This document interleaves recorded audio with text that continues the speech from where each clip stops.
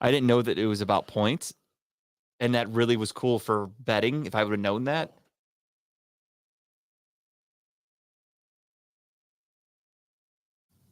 Detroit Auto Parts is the official parts store of Redline Radio and home of our original studio. Now the home of Talking About Balls, the best show at Redline Radio. They have 2 convenient locations. East side, call 216-531-7373, or on the west side, 216-398-7373. Mention Redline Radio and receive 10% off of your purchase. Growing Wings Adult Services is the official sponsor of the old home for Talking About Balls, state-of-the-art Studio 2. Growing Wings Adult Services has over 7 years of experience with taking care of adults with disabilities. For more information, give Lisa a call today at 234-334-7547. Voted #1 remote guest by all of America at Dynatech. Talking About Balls. We're here to tell you that Dynatech is the best. As testified by many satisfied customers, their diamond saw blades are the fastest cutting and longest lasting. Customer satisfaction is how they measure success. Their engineers are always available to help you troubleshoot and solve a problem on your job site. Dynatech is the only saw blade company recommended by the pavement marking manufacturing industry. Located in Elyria, Ohio, Dynatech is committed to being the top diamond saw blade company around the world. Their products include saw blades, abrasive blades, pavement marking blades, core drill rigs, core drill bits, high-speed gas saws, masonry saws, walk-behind saws, tile saws, other construction equipment. They stand behind their products with a warranty and customer service that keeps their customers satisfied and earns us the ranking of best in the industry. Dynatech. Contact Dynatech today, 161 Reeser Court, Elyria, 44035, or call 1-800-446-9001, or visit their website, dynatech.com. Do you like NASCAR? Do you like collecting NASCAR items? No. Give Pit Road Diecast a call today if you want to go and purchase those awesome looking cars to add to your collection. They specialize in all the current and past, living and dead, NASCAR diecast and or model car kits. For all of your diecast needs, call 216-355-2347, mention Redline Radio, and receive 10% off your first in-store purchase. If you want to remember the good old days where you had internet to do your radio show, throw it on a t-shirt. Call Incredible Keepsakes. T-shirts, cups, binders, keychains, you name it, Incredible Keepsakes can make it and customize it for you. The official merchandise provider for Redline Radio LLC and all the show hosts. Call 440-242-9648 or go to their website, www.incrediblekeepsakes.com. As Diane would say, cherished moments are made to last forever. Are you remodeling your bathroom, kitchen, need new windows? Need a new desk for two show hosts? I was just going to say that, but I'm so glad you beat me to it, because you know what? Wiggins Construction Home Improvement does everything you need them to do. Residential and or commercial. Give Will a call today, 440-731-7654. And of course, tell him that Team Redline sent you. I talk a lot of smack here at Redline Radio, and you know what I'm not worried about? Getting some bad juju. That's karma. But you know what is great juju? The band Bad Juju. They're the official band of Redline Radio, covering all your favorites from the 80s and 90s. To book Bad Juju, call Chad Moon at 440-458-0209. I'm going to jump ahead to this one because I love Ohio Wheelman Series. They race cars. They're quick. They're fast. I haven't watched them yet, but I did see a video last year when Dave was showing it on Facebook, and they look pretty fun. Premier Stock Car Racing Series in Northeast Ohio, Michigan, and Indiana. Redline Radio is a proud sponsor of the Wheelman Series. Remember, we are still looking for 2024 sponsors. No better way to get your company logo on some of the fastest cars in the state. Not to mention, local racers are some of the most loyal people when it comes to supporting our sponsors. If you're throwing some old rickety chairs out the window and one of them happens to hit the sidewalk and you put a crack in it, call ACS, Affordable Concrete Solutions, LLC, to come by and check it out. Call today, 440-714-1987, or give them an email, affordableconcretesolutions.llc@gmail.com. Is your car broken down? Can you not start it? Is it not running? Do you have a tire that's flat? Give Tuffy Auto Care a call today. It's more than just a slogan. At Tuffy, we stand behind our work and promise it'll be done right. Period. Or guess what? They're going to fix it for free. Tuffy is located at 649 Leona Street in Elyria, Ohio. If you're looking to put on a Bob Marley album and not get arrested for the things you're doing while you're listening to it, you're going to want to go to Puff and Roll Vape and Smoke Shop. All legal all the time. Your one-stop shop for vaping, CBD, and Kratom in Elyria, Ohio. Your favorite local smoke shop, located at 464 North Abbey Road. Contact them today at 440-444-4443, not 420. Ask for Dave or Dan. When you mention Redline, you get 10% off your purchase. It's going to be getting cold here shortly. We're coming off a very hot summer, but is your AC not currently working? Are you afraid your heat's not going to work when the weather turns cold? And I'm going to power through that one because that's what we do here. Give Sensible Solutions HVAC Services a call today. Specializing in service, maintenance, repair, and installation. 440-985-8387. That wasn't because Kyle couldn't read. It was because he was cold. He was shivering. So he's going to have to call and get his HVAC serviced.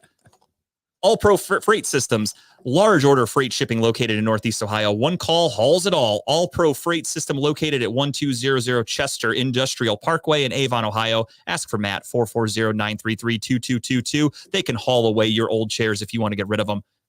If you're interested in advertising with the station, get a hold of Dave at 440-503-0828. For all of our programming information, you can go to www.redlineradiolllc.com. Check out Redline Radio LLC on social media, Facebook, YouTube, Twitter, Twitch, Instagram, and LinkedIn. Want to take Redline Radio on the go? Download the Redline Radio LLC app at the Google Play Store. Ladies and gentlemen, we're going to recap that ugly game in Denver. Speaking of ugly, we're going to recap the game from last weekend, too. OSU and Michigan. And we're going to talk about two of the oldest quarterbacks in the NFL going head-to-head this Sunday in Los Angeles. All that and more on The Luck.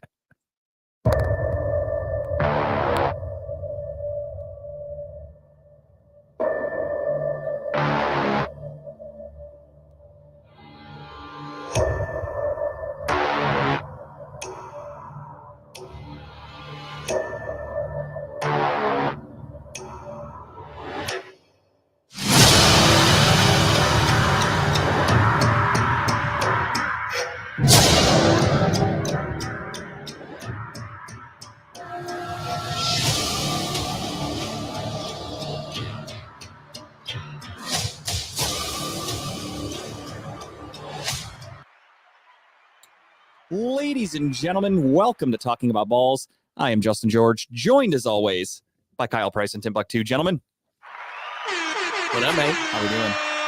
I'm warm, finally. It's been kind of a chilly day at the Price household. Kyle had to come live here at Studio One to keep warm. I feel bad. I really do. It sucks. Sorry. Pick the worst time of the year for your furnace to go out. Now I know what those third world countries feel like. Oh my god. And he came in, he tried to hug me. He was like, "Oh, Tim, you're so warm." The cold You're ones, so- though. so- some so of those, cuddly. some of those third world countries, it's warm all I was the time. thinking so- like Ukraine right now. Okay, that's Maybe fair. Shelter. I was thinking, as soon as I hear third world, I just think of like Ethiopia, and I'm like, I don't think they get cold there. But I don't know. However, hungry I as did fuck, have but- internet and I did have TV, so I And guess food, it so feels you're a bad. little bit better So, off. All right, I guess so. Internet and food is crazy. It's literally the two So necessities maybe nowadays for Americans. second world country. Is that what? Maybe? Second world. Close enough. All right. But yeah, we're here. How's everybody doing? Excellent, man. I'm This year is going by so goddamn It's quick. flying by. We just had Bro. Thanksgiving. Happy Thanksgiving, everybody. Hope you Yes. guys had a good one. Shout out to Chipper and Jose for coming on last week, or Robert, I'm sorry. Thank them for coming. I get those two confused all the time. It's an easy mix-up. They look alike. It's Yeah, I okay. can't help it. They're always together. They look alike. I'm just kidding. No, thank you to both of them for coming on. Yes, it was a good time. Thank you to Chipper and Dave for coming out to dinner on Sunday. Remember, everyone, we talked about how we were Yes. inviting them to get wings. They had a great time. They had a blast. Yeah, it was a blast. We're happy that we paid our debt. It's finished. Debt has been paid. It was a good time. They had a lot of wings, though. I will give them credit. Yeah, they put ate on too a much. lot. We did give them a little bit of a limit, a budget at first, and they went over. But you know what? We're good guys, so we just said fuck it. We happily obliged, and we took care of it. Yes. In all seriousness, we did go out for wings on Sunday. Yes. Tim showed up. I did. I showed up. Kyle showed up. Yes. We had friends show up. Some family show up. Chipper ignored my texts from Saturday to Sunday. When he was on the show last week, everybody can attest that watched the show. Chipper said, It's funny how someone who calls other people out for ignoring text. That's yeah, he like- literally was on the show and said, I'll be there Sunday. Sounds great. And Saturday beforehand, I said, what time are you guys thinking about going up there to try to like get the ball rolling? Never responded. Day of the game, never responded. However, day of the game, Dave messaged me and said he couldn't make it either. So both of them bailed at the last second when Dave said he would be here with us a few weeks ago and then said he forgot. What's up, Rachel? What's up, Ken? And yeah, so they all bailed on us. And I take that as debt paid. I mean, the offer was there. Debt The paid. wings were there to be had, and And the we fact were that gonna Chipper pay. fucking, if Chipper was like, hey, family emergency, I just can't make it, whatever, understood, we'll reschedule. Nope. He ignored me. That's, you fucking lost, buddy. And Dave, kind of same thing. While we were here doing that special Monday show before Kyle went to Vegas, we talked to Dave in person and we said, Dave, how does that sound? We go up to the bar. on the game against the Broncos. And 4:00, he said, sounds great. I'll be there. Get your wings. Morning of, he goes, hey, I hear you want me to come up for wings today. I'm like, dude, we literally talked about this. He goes, well, sorry, I forgot. Well, not my problem. I forgot that the debt is fucking paid. Do you think we should invest in like a Palm Pilot for him? I don't know where he's technology wise. Let me check my Palm Pilot. Keep records of what we need to do. He needs something because I mean, I don't want to. I mean, he put it on Facebook, so it's not throwing him under the bus. He overslept for work today. He forgot that he was supposed to go to Wings with us. So I think he needs like a personal assistant, maybe somebody to keep track of his what his schedule. Alzheimer's kicking in already. You think? Dave, what are you doing to oversleep from work? Like, what are you doing? On third shift too. What are you doing, Dave? That's crazy. Like, I don't know. I went to bed at 1:00. I woke up at 10 p.m. Like, that's a fucking coma. I don't know. I guess it could be. Yeah, I guess if your schedule's all that fucked up, maybe it is easy to do, but I don't know. I don't know, man.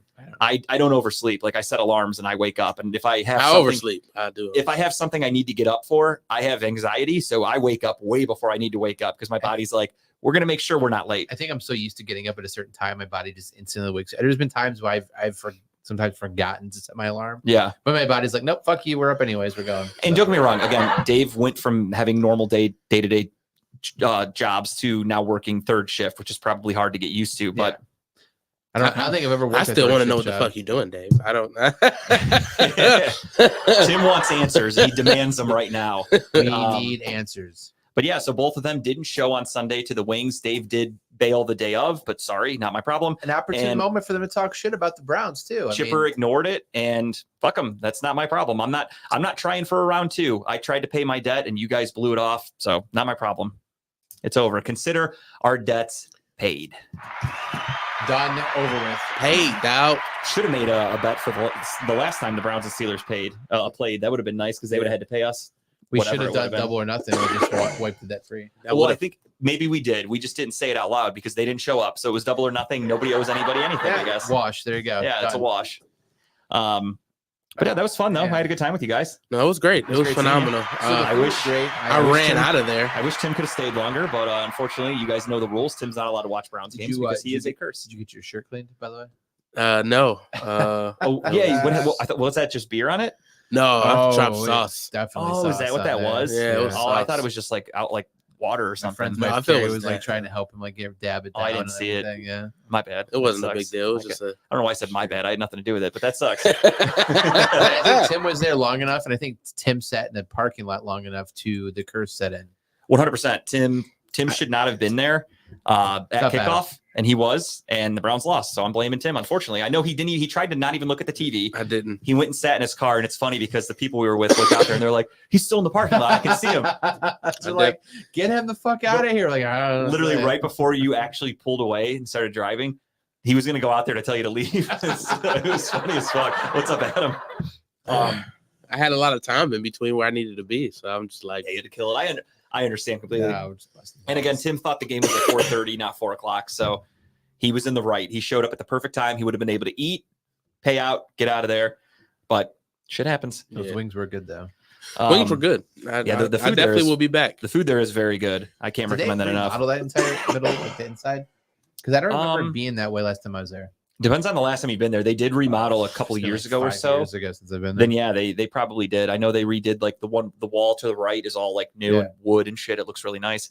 Yeah, they did a lot of work to it. I don't recall the last time you were there. I go there so often. It's to me, I'm just used to the way it looks. One waitress walked over like, "Hey, you're back." You're like, "Yeah, I'm back." Yeah, literally didn't. I don't remember like ever telling her my name or anything. But I guess I'm up there enough to where I didn't have to give a card, so I didn't have to start a tab or anything. Yeah. Oh, and wow. They knew my name is Justin because the other waitress came up and she goes, "All right, you'll take this. And I'm like, "Yeah." And she's like, "Do you have a tab?" And I go, "No, I didn't." The other waitress didn't like have me start one. And she goes, "Oh, you're Justin?" I'm like, "Yeah." She's like, "Okay," and just walks away. Like, what the fuck? How am I that known? Just in case Tara's watching, there was no flirting. It was just none. It's just I'm very tall and I stand out, so people recognize me. Sure, you do stand out. I'm pretty sure the next time I go, they'll remember me. Yeah, you Tim? He's gonna walk in there and be like, "Did you get your shirt clean?" Right.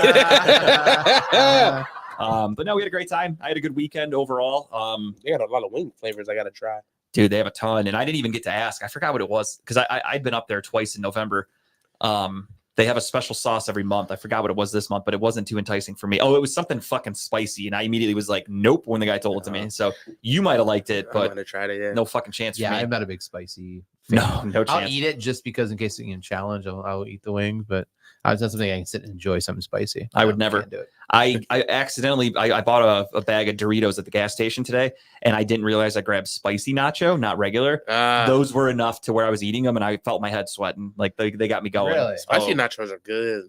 they were good, but I was starting to sweat, and it's not a good. It was 30 degrees today. I mean, I was inside, but still, I was sweating from eating those Should chips. have gone and bought some of those chips. Probably would have felt good. to warm Yeah, up you a need little them. bit. You could Yeah, use he them. might have warmed up. Use them as a fire starter. Eat them. Do whatever you got to do. And just go have a drink. I still got one more chip at home from the hot wing. The one. Oh, do you Shoulda really? ate I still that. got one chip challenge. I mean, it's gonna warm you up on the top and the bottom. So do what you got to Maybe, do. maybe me and Jess can split it so we're really warm tonight. Yeah, just make sure your plumbing doesn't freeze up because you guys Right. are gonna have to be using the toilet water. So for those of you that don't know, Kyle's furnace went out yesterday of all days, Yeah. last night in the middle of we're in a snowstorm. Very, For those of very you cold. not in Northeast Ohio right now, there's snow all over and it's been like 30 degrees. Tomorrow it's supposed to be like 50 though, so that's kind of Which sweet. is great. So Yeah. Yeah, Thanksgiving was good. Saw the family, did a lot of traveling around, typical shit when you're married. Friday I didn't do anything. I absolutely did nothing. I did not go and get my annual tattoos because again, the designs weren't looking that great. And I just was like, you For normally me- go to the one right by my house, right? Is that the one you go to? not on Black Friday. So on Black Okay, Friday, it's right okay. down the street from me. It's on Brook Park Road. Got it. Last year the designs were pure garbage, and I was like, I'm not fucking going for that. This year there were a couple that I was thinking about maybe putting on me, but then I was like, I sat there and I'm like, is it worth leaving the house? Because Tara worked, so I'm like, I'm home alone. I can literally just chill, read a book, watch a movie, whatever the fuck I want to do, or I can go wait in the line, get tattooed, and come home. And I'm like, I'm not leaving. I'm just staying home. So I stayed home. Saturday we had her aunts. Her mom's side of the family, because of how busy everybody is, they do Thanksgiving on the Saturday after. So I went over there halftime of the Ohio State game because they started at 1:00 for Thanksgiving. I don't understand that. And I always tell them, I go, the game starts at noon. Stop starting your party at 1 because I'm not going to be there until halftime. So I got there at halftime. And then we stayed there, we left, and then we met up with Kyle. I actually met up with Kyle that night, went to a bar. A new bar I never heard of before. Yeah, same with me. First time there myself. And then Tara was a little sick. She had an allergy attack over the weekend, so Oh, no. she wanted to go home.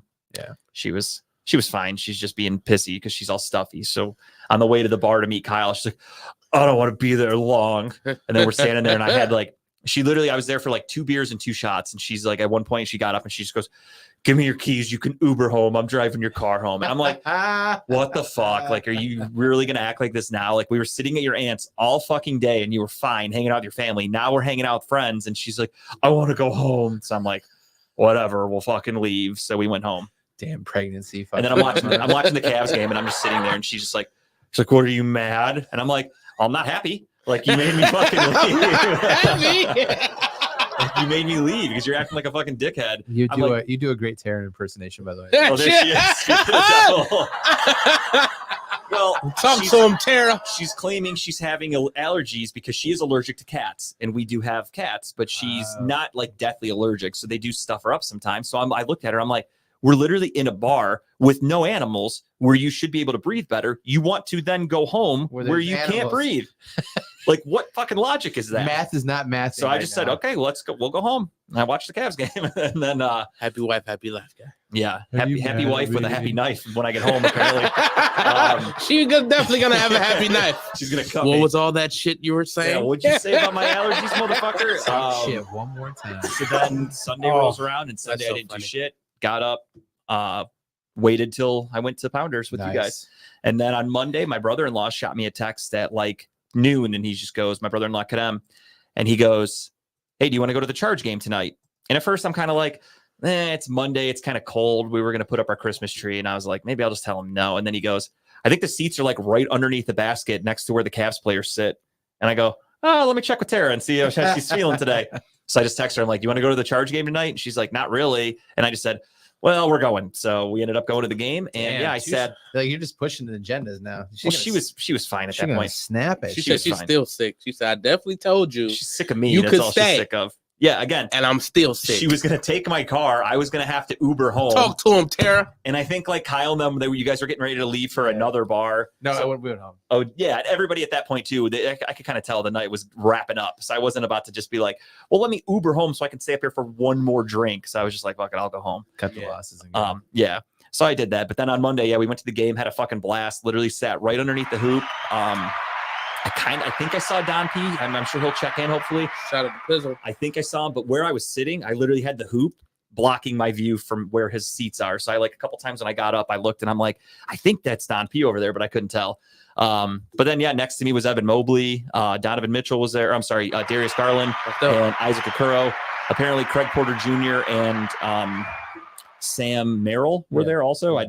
I don't recognize those two just by face. I didn't used to watching Sam playing. I said what's up to Evan Mobley. He was the only one that got up and was standing literally next to me after the game. A bunch of people were bothering him though, so I could tell he was not in a great mood. Yeah, for sure. So I just said hey, what's up? Walked by and I left. I didn't want to bother him. But That's a professional you are. Well, he was standing there and I had my buddies that were telling me too. I texted them and I was just like, hey, I'm at the Cavs game or at the Charge game. And I'm sitting by some of the Cavs players and they're like, take a picture, get an autograph. I'm like, no. Fucking Garland and Okoro were both just sitting there with their hoods on, heads down, trying to not be noticed. I could tell. And then Mobley was there with a girlfriend or whatever. And he was being very nice, saying hi to people. And then after the game, I didn't really look, to be honest. Okay. Good answer. Right. And then after the game, because Evan's brother's on the team. So I'm assuming it was their family members because he's hugging all these people and they're standing on the court and they were right next to us. And I'm standing there and all these people are like, Evan, can you sign this? Can you take a picture of this? And I hear him being like, no, not right now. Not right now. I'm trying to hang out with my family or whatever. So that's why I told Tara, I'm like, yeah, no, he's not feeling it. So sounds like a good week though, man. But it was cool. And then, yesterday I didn't do shit. I came home from work, cleaned up a little bit. Said what's up to Tim on the Tim Buck Tuesday. Sure did. And that was about it. We had a not as exciting Thanksgiving as you did. Her parents had COVID. So that sucks. And wasn't Craig's birthday Wednesday? Yeah. That's a bummer. Yeah. That's a bummer of a birthday, Craig. So we're trying to plan something. He's retiring in a couple days, I think a week and a half. So we're trying to do a retirement / birthday / whatever get together for him. But so Jess, my lovely wife Jess, decided to cook Thanksgiving dinner. We didn't do the traditional turkey. We did a pot roast. Should have done the John Madden turducken. Damn, Their turducken. I should have came to your house. She had pot roast. But she made a pot roast. She had mashed potatoes. She had stuffing. We had deviled eggs. We had all kinds of stuff. She made it up. So we dropped it over to one of her parents' house, dropped it off for them to eat because they hadn't eaten in a couple of days. They were just coming on the tail end of COVID. Mm-hmm. So they were getting their hunger back. So they wanted to eat. They just didn't want to cook anything, right? Don't blame them at all. So we dropped off the food. They ate. Friday night, we what do we do Friday? Oh, went up to Lone Tree, up the street, met up with Jose and his wife for a drink. Jose or Robert? It's Jose. Oh, okay. They're easily confusable. He's the older Robert. Okay. Wait, for, Jose's older? Yeah. Really? God, I can't tell with these if guys. I told you his age, you'd never believe me. 52. Oh, shit. Play the lottery. That was it? Yeah. Oh, I just threw a fucking number out there. I don't even know how old Jose told us, but I forgot. He's 40 something, right? Yeah, he's not 40. He's 52. No, Robert, I'm 44. sorry. That's what I meant. Yeah, Robert. Because when I found out Robert had 20-year-old kids or whatever, I was like, what the fuck? How old are you? But yeah, so the pot roast is amazing. Oh, Terry, you making something? I will come over. I'll bring you some allergy medicine. Sorry, Tim, but that bitch doesn't cook. Oh, Jesus, man. You don't want to go home tonight. No, I'm not home, so I gotta get out of my system. But Tara's gonna fucking kill you, bro. Tim, she made it in a pressure cooker. Oh, It melted. It melted in the mouth. It was so good. Jess, please. So Friday went for a drink. It was low key. We were home early that night, and then Saturday we wanted to find a place to go watch the game. Right, we were thinking of every different place to go to, and in that area, that's kind of the central area for a lot of group of friends, anyways. That kind of come together. So you're talking about the game on Saturday. Oh, Saturday. Okay, yeah, gotcha. Jump to Saturday. So I thought we were still on Thanksgiving. That's why I was like, which game? No, Friday then Saturday. So, anyways, we're like, let's go to Grindstone. It's local. It's there. Everybody can get there. We didn't realize that they host a fundraiser every year for the Ohio State Michigan game. It's no shit. $35, all you can eat and drink. The food was amazing. Had a shit ton of wings, pasta, pizza, and then all your Miller Lite, Bud Light, everything. It was in a big I don't know, 14, 16 ounce cup. See, I told you, Tim. She really doesn't. She hates cooking, so she doesn't cook. But so it was all in the house, and then they had like sideboards. They had raffles you can get into. Was it packed? It was fucking packed. Yeah, I can see that. But it was good though. We got there around 10:30, right, just to get a seat. Right. But no, it was worth it. I mean, I'll go back there next year because $35. No, that's not bad. So then we went to the Hydrant after that. We left, and because of course it's right next door, why not? And then Robert ended up meeting someone. Met a little chica that night. Yeah, he did. He's going on a date this Friday, by the way. All With right. her. Yeah. Hell yeah. Good for you, Robert. But we were at the Hydrant for a while, and then they wanted us to go to the bar at the Oriole. I think it was called. Oriole. Oriole, Yeah, yeah, because the when you told me bird. that, I had to look it up because I'm like, I have no The fucking bird. idea what this place is. We weren't there. Bird. We weren't there. Bird is the afterwards, which I word. was surprised. They had some really good egg rolls there. Yeah, it was cool. It kind of looked like a house on the outside. It's really small, Yeah. and then you go in, and it's very small on the Yeah. inside too. But Bartenders are very loosey goosey with the shots. They were doing them all too. But yeah, they're not the type of bartenders that The are Oreo, like you said? professional. They're like Oriole. they're like, you doing shots? We'll do one with you. I'm like, Tim's okay. all excited. He's like, "You say Oreos?" Right. Double stuffed. They're gonna but be no, double stuffed. That we went home that night, and then Sunday, kind of slept in, and then met you at the bar to watch the game, and that was pretty much it. Not bad. And now we're here. Hey. We are here. So my Wednesday was amazing. Obviously, I was with you guys. I don't even know what I did after that. I think I forgot to even mention Wednesday night. Jesus Christ, that was fun. Thursday was amazing. I started off my day loving myself, and then Heyo. I went to pick up some food for my mom, for my aunt. She gave me a plate. The plate was phenomenal. And then I went to my mom's, ate some food there. That food was great. Shout out to moms. Then I went to my roommate's people's house. Then we'll get to it. Shut up. Yeah.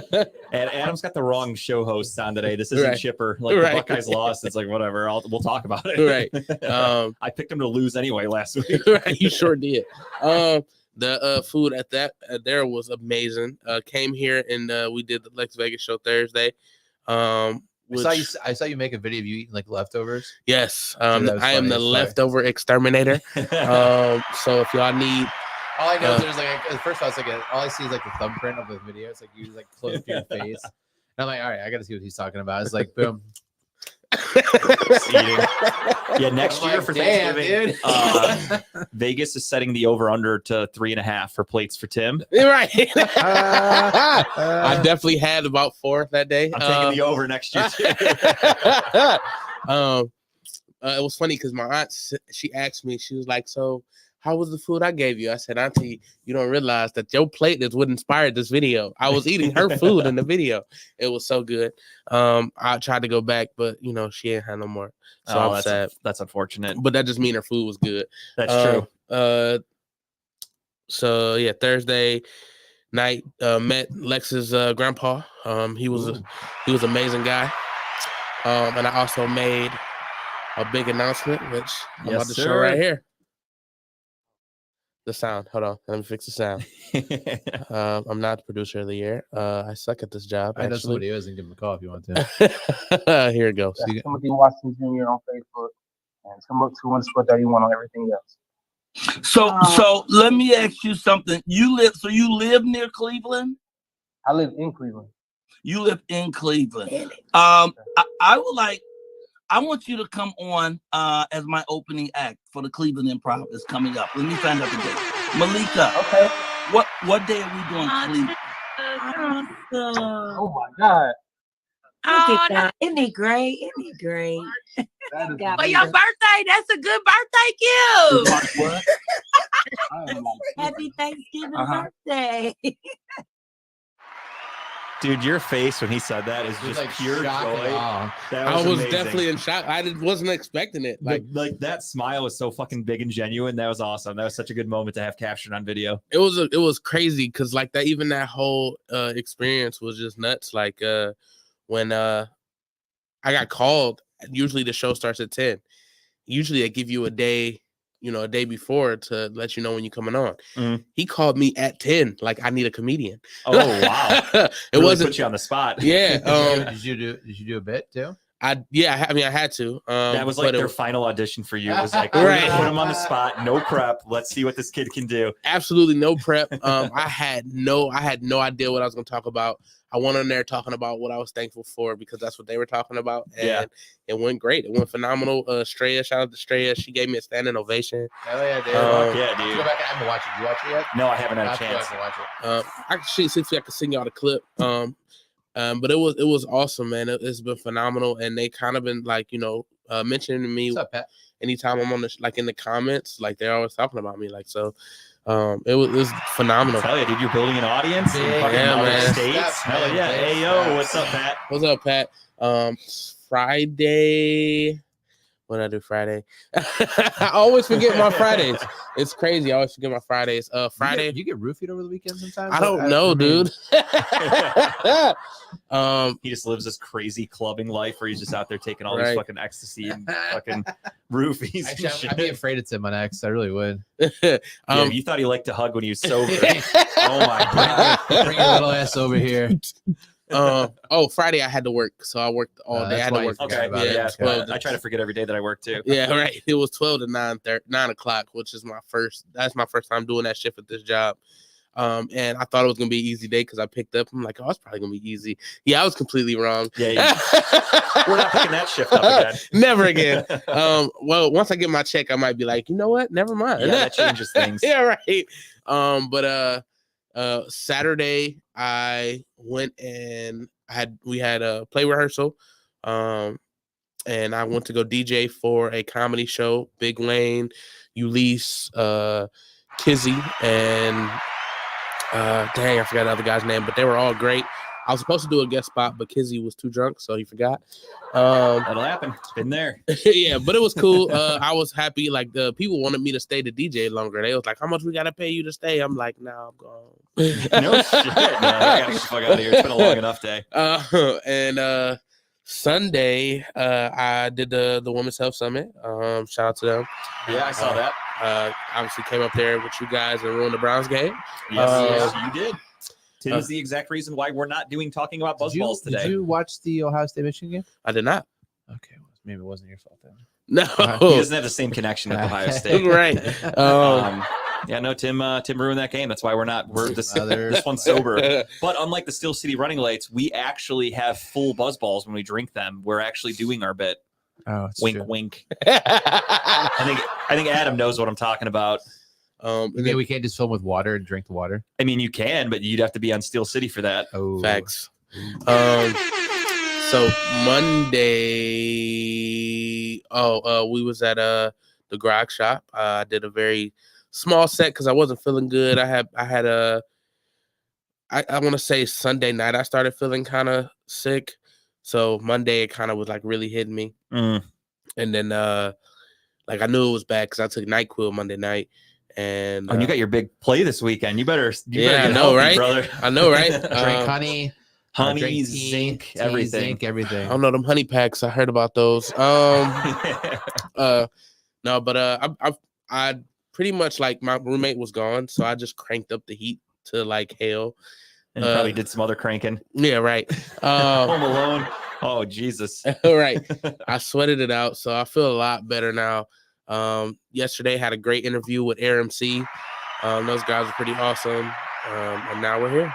Oh, yeah. And Jamie, I'm with you, dude. Go blue. I'm voting for Biden this next election, too, buddy. Go blue. That's I hilarious. assume that's what he's talking about. The day that ever comes out of his mouth would be hilarious. I mean, that's what else could he be talking about?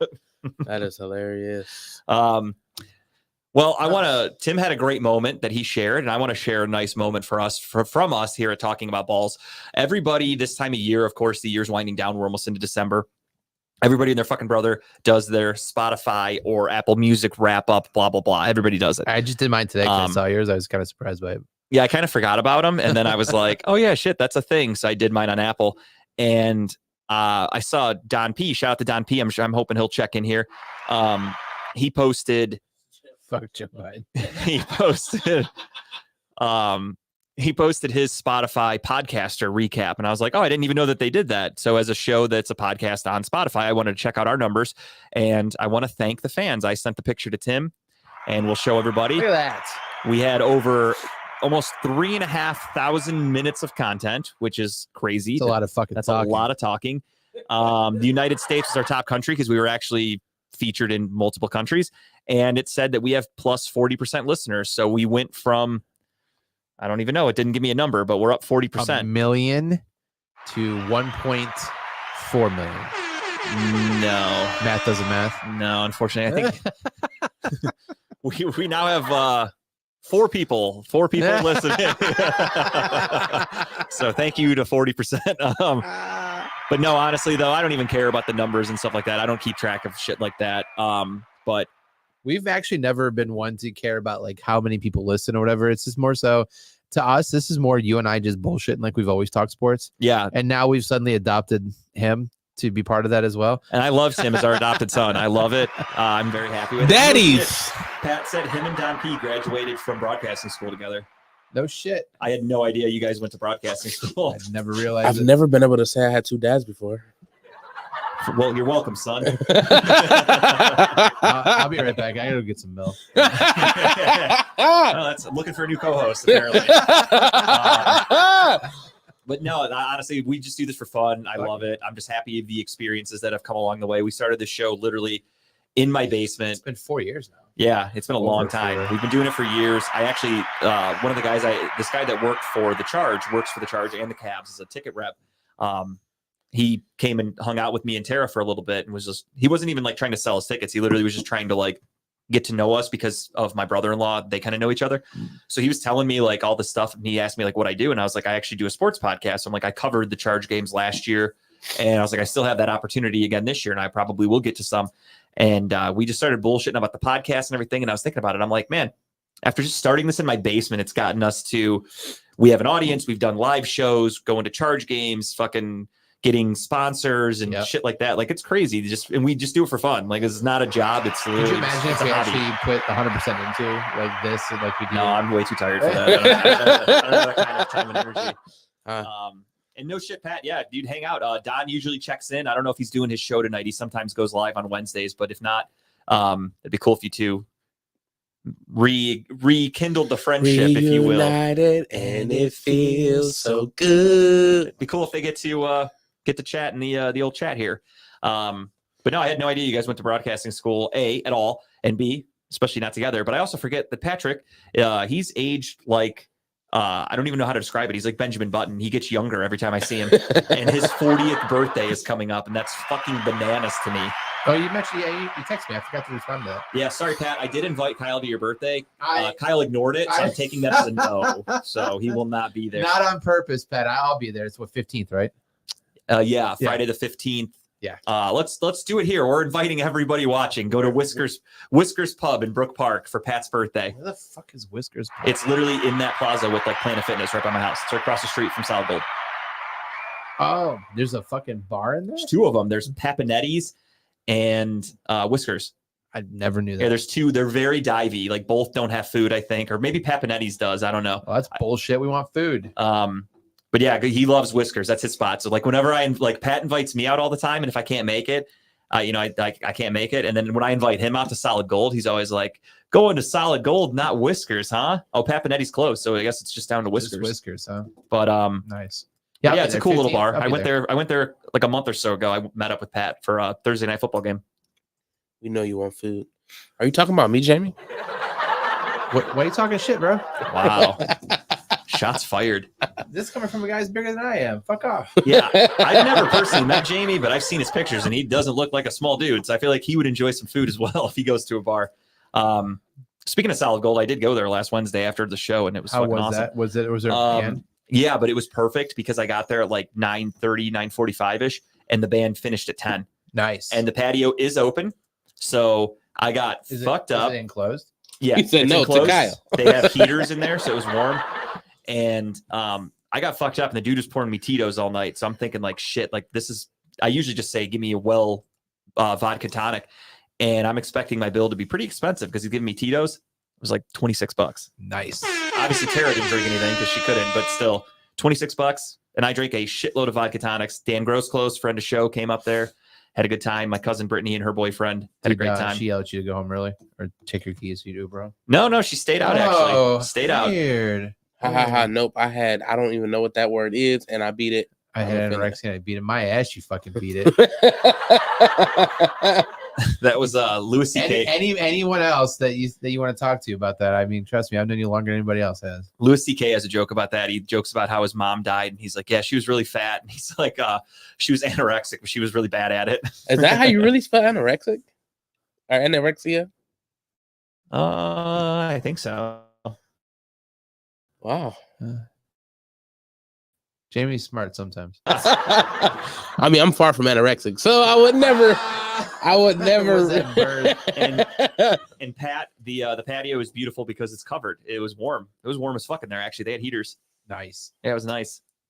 I haven't been there in a long time. Yeah, it was cool. It wasn't a bad time at all. Had a great time. With that being said, are we done bullshitting? I think everybody's good. Yeah, I mean, I don't want to talk about the first topic, but let's get into it. We have to, unfortunately. Let's get into it. Of course, we are talking Browns and Broncos, the game that led me into more arguing about Kevin Stefanski. Because you are again, on fire. Well, I do it on purpose now at this point. I know if I make a post about Stefanski, it's going to get people all riled up. So now I just do it for fun. And it's only after a loss because that's the only time anybody has any complaints. Because when we win, no one says shit. That's why fans like that are inconsistent. And again, I've said it a million times. That's why fans that complain about coaching are it's the weakest form of complaining at this point. It's the laziest complaining in sports. Can't wait to smoke weed on that patio, dude. Guaranteed you could get away with doing that at Solid Gold. There's no question about it. Pat. And it's legal, yeah. It's been legal in Solid Gold for the last 5 years, I think. If you've ever been to Solid Gold, it's a fucking lawless county over there. Oh, you can probably smoke in the building there. 1,000%. They probably the bartenders would be like, "Hey, let me hit that. Why didn't you ask for my lighter?" Like they're all for it. I got 2 shots of vodka and a side of weed. You think you're in trouble? You're like, Side of "Shit, weed." caught me," and they're like, "What the fuck? I didn't get one." A side of weed is crazy. I can't wait for that. But yeah, so the game was interesting. It started off. This is the funny thing that there were many national media and even local media members that, and Charlie Sheen too. There were so many media people that defended Kevin Stefanski after the game, and I loved it because so many people that don't really like understand. Pat's right. There's no fucking rules. They tried to criticize Stefanski for things that they don't really comprehend. And the number one thing, I admit, I'm a sucker. I listen to Tony Rizzo. I like that show. I find it funny. I find it funny. It's just I've listened to him for like 15 years now. He all the choices to listen to in the morning. Well, I mean, he comes on at 9:00, so Ken Carmen's wrapping up. Yeah, but still last hour. And then it's either Andy Baskin and Jeff Phelps. They're better than Rizzo. Not even close. Not even close. At least they make sense when they talk. Do they? They do. And that's what I love about Rizzo is that he doesn't know what the fuck he's talking about. So it's funny to me. So he goes on there and he's trying to bitch about Stefanski and his play calling and says, "Why do you have the quarterbacks PJ Walker and DTR throwing the ball 42 times?" And everyone's like, well, you realize most of those throws came late in the game. Like it was a pretty even split between passing and throwing. And then we were down by double digits in the fourth quarter and you kind of had to throw the ball at that point. So that's going to rack up your passing numbers, especially. And that was an argument that I got in actually with Jose, not to be confused with Robert.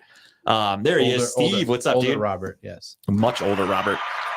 So your friend Jose, he tries to tell me the Browns ran the ball 4 times in the first half. So I just go on ESPN play by play and I fucking count. Run. I go, no, they ran the ball 11 times in the first. He goes, oh, they only ran it 8 times with the running back. I'm like, okay, so now you're just nitpicking anything to try to like find a fucking excuse or something to complain about.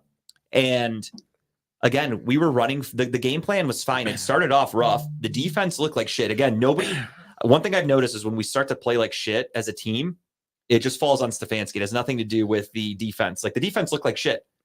They gave up 2 touchdowns.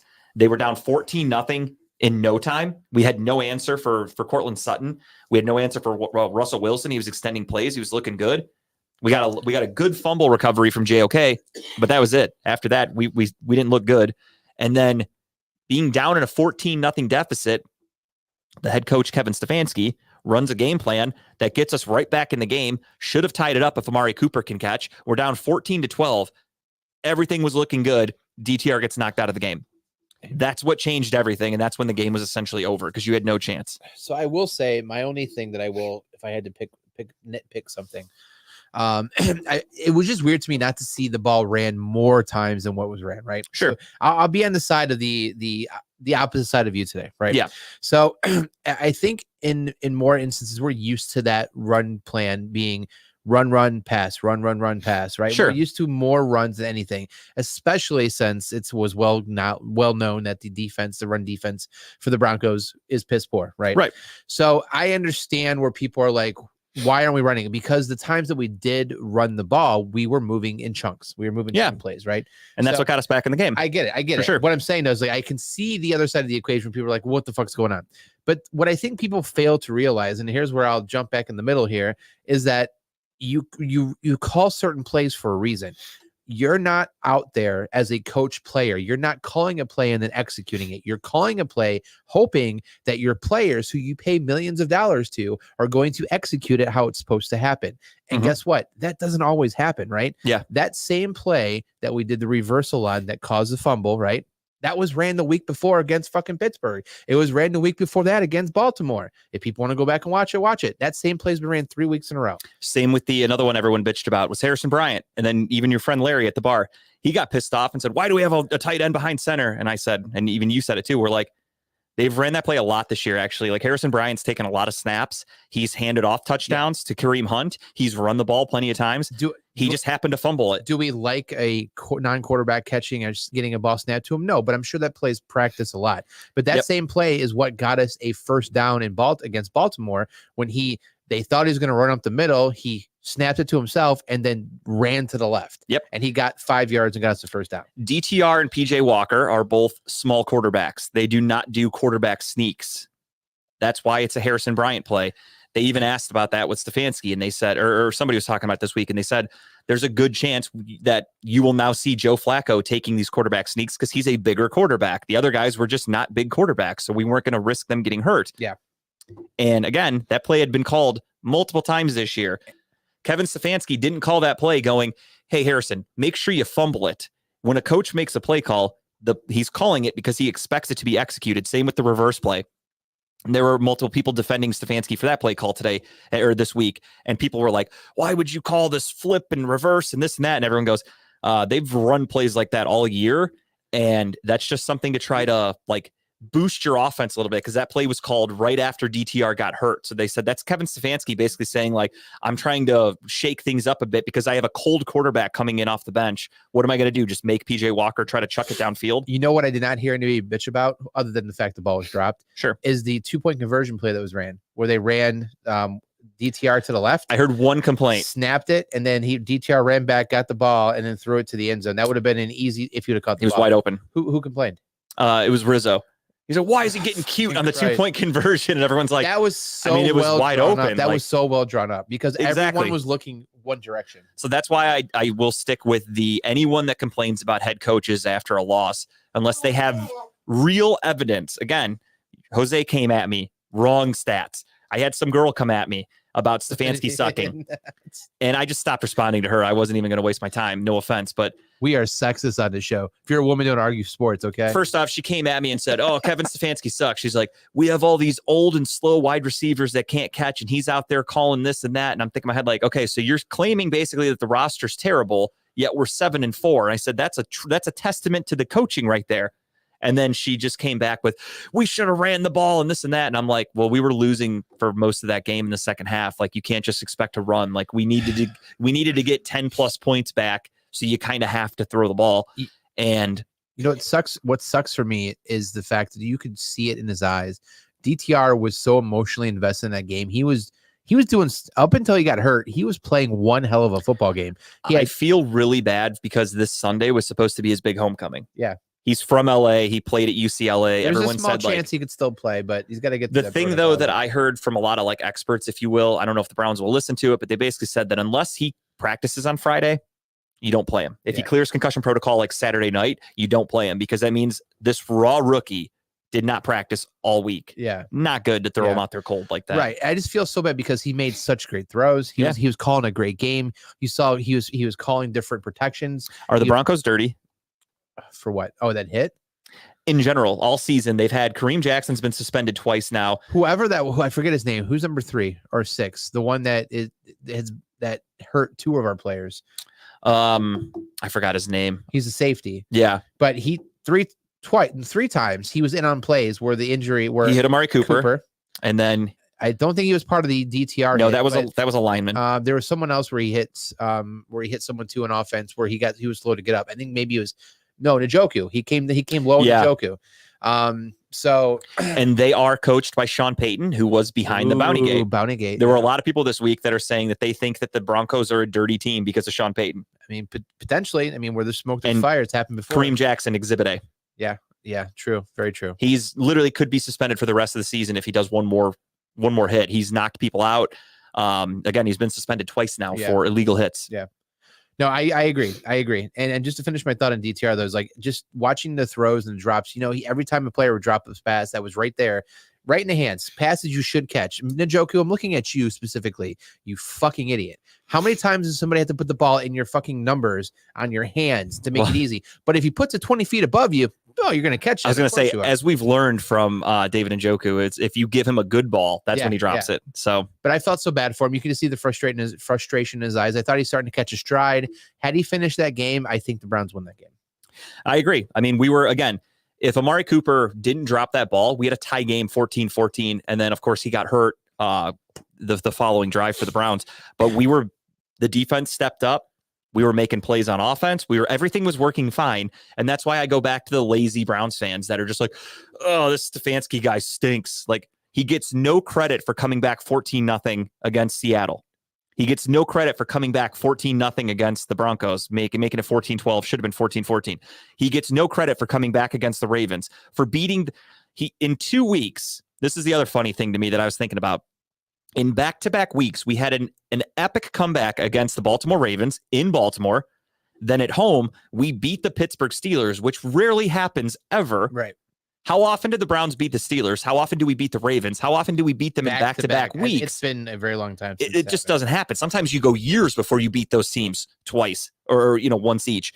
And he did that this season with this banged up team, with no Nick Chubb, no Jack Conklin, with no Deshaun Watson against Pittsburgh, with half of Deshaun Watson in the second half against Baltimore, and gets zero credit. Everyone wants him fired because of one loss against who I don't think the Broncos are anything good, but they're the hottest team in football right now. They're on a 5-game winning streak, and all their stats have completely flipped over the last 5 weeks. I know their defense was statistically ranked last in the NFL, but they've been playing at a higher margin for the last couple of weeks. Yeah, they've been playing really good football. They start off so poor, but Sean Payton, guys, he's not a bad coach, right? No, he's more than likely a Hall of Famer. Once he gets the system in place that works for him and a team, look what's happening there. Right. Russell Wilson has a rebirth this year. Right. He's playing football like he did back in Seattle again. Their defense, top notch. Their defense it's been the Browns and Broncos for the last couple of weeks, back and forth, number 1, number 2. Yep. They're a good defense. So I mean, they're no joke.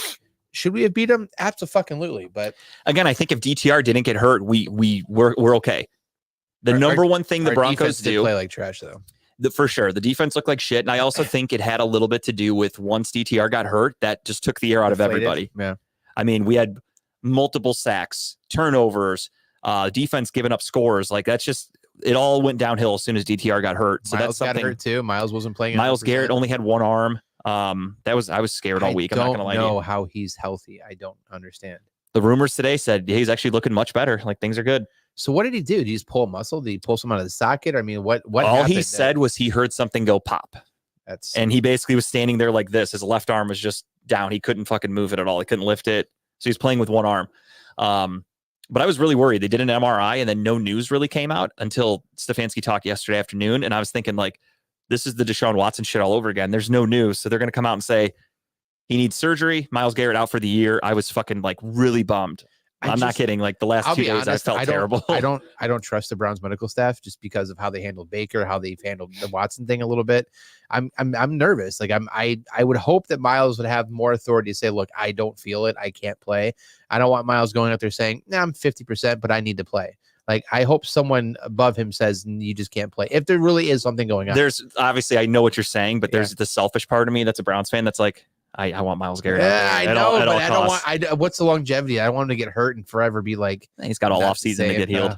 I mean, I get it. And he's not a quarterback either. He's not I throwing get it. the ball. This dude literally rolled a fucking Porsche and walked out. He missed one walked game. away. Yeah, I get it. But it's just, and that's why I named this episode "The Luck." Everybody, for those of you wondering why I called it that, because the Browns, like, they're running out of luck. We lost Jack Conklin week 1. We lost Nick Chubb week 2. We lost Deshaun Watson for multiple weeks. Came back. We won a huge game against Baltimore. Then we lost him for the season. We've lost Denzel Ward for a few games this year. Potentially back this week. We've lost Greg Newsome for a couple games this year. We've lost Jedrick Wills. We are so fucking injury prone. It's ridiculous. Now Amari Cooper got banged up last week. He's expected to be okay and play. He just got, bruised ribs, whatever. Myles Garrett potentially I thought was going to be out for the fucking season. And they did a stat. Yeah. They said that if Garrett would have missed on Sunday, or if Garrett misses on Sunday, between Nick Chubb, Jack Conklin, Myles Garrett, Deshaun Watson, and Denzel Ward, you have 60% of your payroll, your salary cap missing in the game between those fucking like 5 guys. Oh, here you go. Stats. Exactly. 16 and 29 before he left. That's a lot. How long does that stay up there? Because I'm going to need it up there. Okay, 6 of those pass plays were in around the 2-minute drill in the first half, and 6 more passes came on 3rd and long, which, again, you need to pass there. So in non-obvious passing situations, the Browns were 50-50 run pass with DTR. For the whole game, the Browns actually had 24 runs and 17 passes in non-obvious pass situations. Please explain how Kevin Stefanski should have run the ball more. Thank you, Steve. I agree completely, but again, these are just fans that because we lost, they need somebody to blame. And again, I'm not trying to ridicule fans. Steve's just like me. Steve and I watch the game at a different level. I know Kyle does as well. I break everything down. Kyle and I, we go into detail about things. There are normal fans out there, if you will, I'll just call them that literally just see the game and they see we passed the ball here. It didn't work. So we should have called a run. They're hindsight fans. Everything is just whatever didn't work. We should have done the opposite. So when Harrison Bryant fumbled, it turned into, why did we call that play? When Harrison Bryant takes a snap and gets the first down or hands it off for a touchdown, no one fucking bats an eye. When we run a double reverse and it works, like the reverse play for the 2-point conversion that should have been a catch, no one complained about the play call. When you do it and Pierre Strong sees a guy out of the corner of his eye, gets scared, looks away and drops the ball, not ideal. I still think he's getting paid by the Ravens and he's an inside man. But wait, Pierre Strong? No, not Pierre Strong. Whatchamacallit? Oh, Prochet? Yeah, Prochet. Did he fumble too? I know, but he almost against the Ravens he did. No, but he almost dropped I think he's a kickoff returner, isn't he? A kickoff and punt returner, yeah. I think he almost dropped one when they kicked to him. Like, he fumbled it a little bit, and then okay. I was like, I still think he's an inside man. It's possible. Conspiracy, Carl. Or it's just there's just a reason he was unemployed when we found him. The issue with this whole thing is the Browns community is that we're just an emotionally based fan base, right? Yeah. We're so used to not having good things that the second we get a taste of what's good, suddenly anything that's not perfect, we have to complain about. And I said that to Jamie one time when he and I were in one of our Facebook spats. Which one? Can you tell me? I think it was the most recent one on Chipper's post, maybe. They're always on Chipper's post. And the way it came off on Facebook probably seemed meaner than I meant it to be. But I said Cleveland fans have a loser mentality, and I mean that in the way of they're just so used to losing that they're just so fucking negative. Everything's just, I hate this. Fuck this guy. Get him out of here. It's like we're 7-4 right now. Kevin Stefanski's been to the playoffs. He's arguably the best coach I've ever seen on the Cleveland Browns sideline in my lifetime. I know we had Belichick in the 90s, but he wasn't this. Schottenheimer too. What years was he here? Because that was a little before my time. I mean, it was probably before my time too. I was born in '89. I really didn't start watching football till the late '90s. I liked the Tennessee, at the time Houston Oilers, because of Eddie George. Then I got into the Browns in '99. So I didn't watch the Browns before 1996 when they left. Or 95, whatever year they left. I'll let you know here in a second. So those coaches, sure, they were good. Don't get me wrong. I'm not knocking those guys, but like the Bernie era, that's all way before my time. I didn't watch then. So for me personally, this is the best coach the Browns have had. This is the most 1984, 1988. Oh yeah. I wasn't even alive. Literally, I was born in 89. So but this group that they have has been together for so long, and it's clearly building something good. We have one of the best defenses in football. Offensively, we were looking good at times. And then again, injuries, you can't predict those. You can't help those. Everything's going well. We're 7-4. People are still fucking mad. Yo, what's up, Rob? Rob J in the house. What's up, dude? I believe Cleveland's Finest is coming back soon, right? Hell yeah. Looking forward to that. Loved watching you guys when you guys were here with Studio 2. Unfortunately, obviously, Studio 2 may have rest in peace.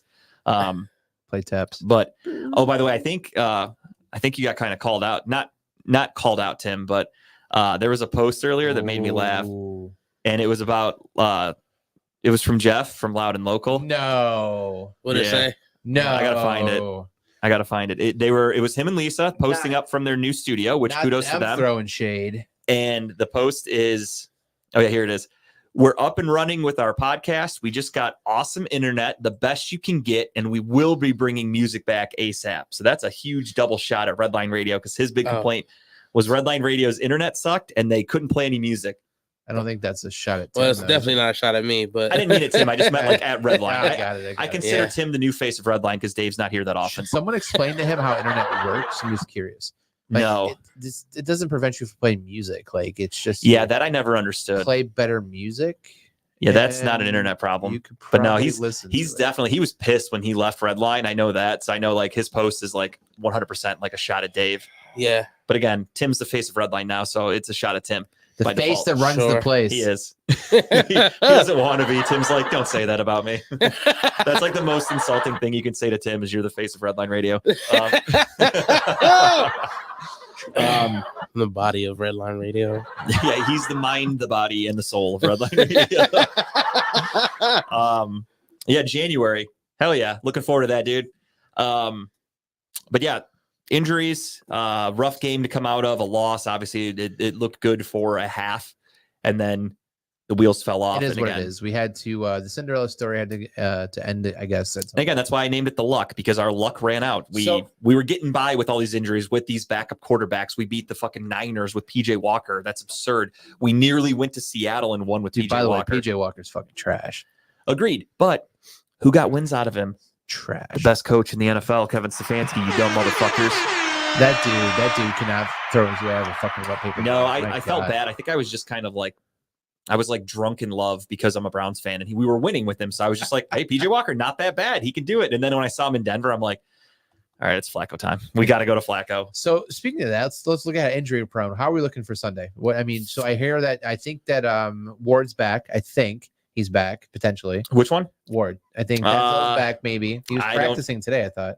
No, I don't think so. No? I think they asked Kevin today at his press conference. Yeah. They said, what's the outlook for Denzel Ward? And he just gave his Kevin Stefanski response and said, we'll see. Okay. So Miles I'm not Garrett, holding my breath. Miles Garrett probably back. Yeah. Or gonna play. Not gonna be out. Cooper gonna play. Hopefully. What's the deal with the quarterbacks? We don't know. DTR is still concussion protocol. More than likely not gonna start, which means it is Joe Flacco time. They officially announced that Joe Flacco is the number 2 quarterback, Number one in our hearts, though. number 1 in Baltimore's hearts. And DTR is the number 1 quarterback, but the odds of DTR clearing concussion protocol and getting enough practice in is very slim. I don't expect it. Saying there's a chance. I'm saying there's a great chance that Joe Flacco is our quarterback. And as I said during the cold open, that we are going to have 2 of the oldest quarterbacks in the NFL facing off on Sunday against each other. How different? Both might be older than both of their coaches, which is How kind of different funny. is this offense with Flacco under center? Way different. This is going to be quick passes, quick slants. Joe Flacco is a statue. They're not going to leave him in the pocket to get hurt. I think we are going to run the ball a ton. He's got good accuracy, though, right? Very accurate and a very strong arm. So he can get that ball. Again, if we run quick routes, just quick slant plays, Joe Flacco can fucking bang and bang and bang. And then if you do a little play action and obviously Aaron Donald's not breathing down your neck, if he's back, I don't know what his status is. He hasn't played in like a fucking month. And this is where you can go play action. You can go deep to Marquise Goodwin Yes. if Marquise Goodwin plays. So you have a lot of options with Joe Flacco. I am more optimistic Don't with say Joe excited. Flacco. You're gonna say excited. They're gonna say No, excited. I'm curious to see what he looks like with Kevin Stefanski because Joe Flacco last played with the Jets last year. The Jets are obviously hot garbage. The Jets were garbage last year. They have no offensive line. They had no offensive line last year. Clearly, Robert Saleh is not a good coach. They just they failed Zach Wilson. They had Tim Boyle on Friday, and they look like dog shit. So Kevin Stefanski is a quarterback guru. I want to see him with Joe Flacco, who was, I get it, he's 40 years old or whatever, but he was at one time a Super Bowl champion, a first-round pick. Like, this dude was a good quarterback. He's got a cannon for a fucking arm. I'm curious to see how Stefanski looks with him. I'm curious to see what our receivers do with him too. You know, making us our receiving room is built for this type of quarterback. The quick slants, the quick outs, the over the top. We have burners if we have to. Like, I'm curious to see what they do. Yeah, It's going to rely on them to make plays after the catch, though. 100%. Again, looking at you, Njoku, catch the fucking ball. And there were some stats. That guy I follow on Twitter, Cleveland TA, Cleve TA. Yeah. He posted an interesting stat the other day that showed that DTR, the Browns have the highest drop rate in the NFL when DTR is quarterback. They are like 6th in the NFL when PJ Walker is quarterback, and they're like 9th with Deshaun Watson. So they just have a dropping issue. Yes. And then the other part, people think it's because DTR is just so raw that his ball is just not being placed like in a good spot. He's not placing his balls properly. Correct. And when you're not talking about balls, you better put your balls in the proper vessel. But I like DTR, he's got a good arm, but sometimes he doesn't have touch. Like he throws it 100 miles an hour every time. And also that's what they were saying is like, if a wide receiver is like expecting it on their right hip and he throws it to the left hip, sure, you should catch it. You're professional. But at the same time, in live action game speed, it's hard to make those catches. So that's why guys drop it. The one Njoku play, I remember it hit him in the fucking hands. Beautiful pass. And he dropped it. And everyone said, like, I even told you at the bar, I'm like, if he caught that, he's still running to the end zone. It's touchdown. They interviewed him after the game about that drop. And he goes, I didn't even see the ball. He's like, there was a defender in front of my face. He's like, the ball hit my hands. I didn't even know it was coming to me. I didn't even see it. So that one, I understand the drop. I mean, it did hit him in the hands. Well, but if you can't see the ball as a receiver, then you it might makes want it tough. to, he did drop a ball in the end zone. It should have been a touchdown, and Njoku did. I mean, I get it. He's got the dropsies for sure, but it's an issue, and it also could be a little bit about them just not having comfort with DTR. Yeah. You're working in all these. I mean, think about it. We're on our 4th quarterback. It's hard to build camaraderie with guys. That's hard. And then I agree, Steve, 100%. Game speed. Think about this. Yes, they're professionals. They're running 100 miles an hour trying to catch a ball. And then also think about, you have guys trying to murder you. They're literally people that are hitting you high, low. Softly touch you. You're breaking bones. You're getting hit hard as fuck. So there's so much that goes into catching a football, and people are just like, hit him in the hands, catch it. Well, I think Flacco will be fine. Flacco's tough. I'll give him credit on that. If he gets sacked, he's tough. He's big as fuck. He's like 6'5", 250 pounds. He's big. I'm just curious how much of the how much of the offense is he going to be comfortable with this week? I think very comfortable. They said he's been in he was in a Gary Kubiak offense when he was in Denver, and that's a very similar offense to Kevin Stefanski, so he's familiar with it. He's a pro. I mean, the second he got to Cleveland, I'm sure they gave him the playbook, and he's been studying it left and right. He seems like he's a smart, dedicated kind of guy. So yeah, I think I'm not really worried about it at all. I think it'll be a very vanilla game plan. I don't expect anything flashy. Again, it's going to be quick, a lot of run plays, a lot of screen plays, a lot of quick slants, nothing crazy. We are going to dink and dunk. We are going to try to eat up clock. And to go back to defending my man, Kevin Stefanski, because that's what I do. Kevin Stefanski, I said this weeks and weeks and weeks ago. He has been the same type of coach as long as he's been in Cleveland, but Cleveland fans just haven't accepted it or I guess understood it yet. His goal any given Sunday is to start fast, which is why we pass a lot in the beginning of the game. He wants to build a lead, let the defense do their job, and then you run the ball to end the game. You close like that. He wants to close the game with our running backs. So in Denver, what did we do? We were working on taking the lead into the second half where we were going to hand the ball off a shit ton and we were going to seal the game. DTR got hurt. That changed all those plans. You got to do what you got to do. You got to adjust and adapt. And that's what we were getting ready to do. Had Amari Cooper caught that ball, tied the game, I think all the momentum shifts. We probably take the lead, and then you get a healthy dose of Jerome Ford and Kareem Hunt, and we were going to win that fucking game, and it would have been like fucking 18 or 17-14 or something. No one would have scored again, but it would have been all you needed to win. DTR got hurt. That's all it takes. Was I still in the parking lot when he dropped the ball? Yes. That's probably what happened. It's possible. So let's say Flacco. No, I don't think at that point. He goes out Sunday, looks great. They win maybe by 2 touchdowns, right? It looks great. No interceptions. Receivers have a great day. DTR is healthy next week. You go back to DTR? It really depends. I have to see how great he looked. Like the way you're saying it, yeah, no question. You stick with Joe Flacco. Yeah. Like DTR to me, you're in the NFL. You need basically 20 points a week to win. We're at a point now where DTR can get you like 14, 15. QB frontline protection. He'll be fine if so. I mean, we have one of the better offensive lines in football. I'm not really worried about our offensive line. Never have been, especially the interior. The biggest issue for the Rams is going to be Aaron Donald. And we have 2 Pro Bowl all-pro guards, and Ethan Posick is pretty damn good at center. Right tackle, Jawan Jones is getting healthier, and he's been playing like a stud. And left tackle, you've got Christensen or whoever they've been throwing out there who at times looked bad, but I'm not worried about the edge rushers from the Rams. I'm worried about Aaron Donald. So our interior offensive line, I'm not really too worried about. But again, I think if you run a lot of screens, you let Aaron Donald get in there, he just makes smart decisions. You can win this game. And that's why I think Joe Flacco was brought here, was just to be the veteran, to not turn it over. The number one thing Kevin Stefanski tries to push home is don't turn the fucking ball over. And you have a chance to win the game. It was a 1-score game until PJ Walker started turning the ball over, and that'll do it. And good news is we have no elements to worry about too. Yeah, you're in LA. It's going to be beautiful. You're inside. It's going to be perfect. So there's a good chance there's more Browns fans than Rams fans in the crowd, which is going to be funny. Yeah, that's true. I'm excited for that. They don't have any home. It's essentially a home field advantage for the Browns if the Browns fans show up, which I believe that they will.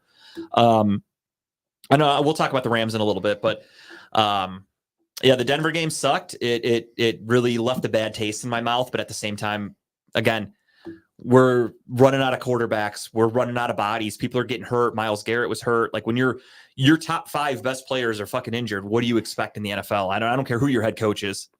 There's only so much you can do. What can you do? Nothing. Did you ever bother to look who our emergency quarterback is? Harrison Bryant. Is it Harrison Bryant? Yeah. Oh shit. Okay. Yeah. That's why he lines up back there. They got him ready to go. Basically, it would be a wildcat formation. Can he throw? I hope not. I hope it doesn't come to that. I hope it doesn't come to that. That's not a good thing. He didn't even answer the question. I just hope not. I hope not. I mean, can he physically? Sure, I bet he can. Is he good? Probably not. I don't want to see it. I mean, that situation could have happened on Sunday because we only had Walker. Walker gets hurt. I mean, who are we going to? I mean, if we lose 2 quarterbacks on Sunday, just fucking Stefanski, go be a player coach. Just get out there. Let's just call is it. Jarvis Landry out there? The season's over. We signed Jarvis. He had a better arm than Baker. I'll give him that. No, I just, again, play clean, play smart. I think we have a good chance of winning the game on Sunday, but we'll get to that when I get a chance or when we talk about it later. Really quickly, I forgot to do this earlier. The game's already tipped off, but fuck it. I'm still going to give my bet stamp picks up there. I got mine up there. Go ahead. You first. Yeah. Yeah. So go to how does Booker signupexpert.com/TBB. That is TBB is in talking about balls. Talking about balls. I didn't pick that. I would have picked something like Dick or something funnier, but that's just me because I'm immature and I don't give a fuck.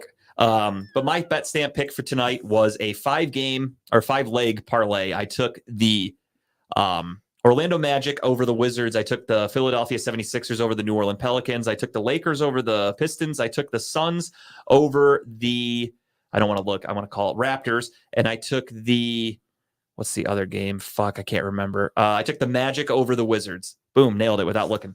Because I actually can't see the pictures there, to be honest. It's a little small, but I did a 5-leg parlay. If you bet $10, you win basically $50. I think that's pretty cool. It's worth throwing $10 down to get a little $50 for the weekend, spending money. Right now, the Lakers are up 65-48 at halftime, so that one looks good.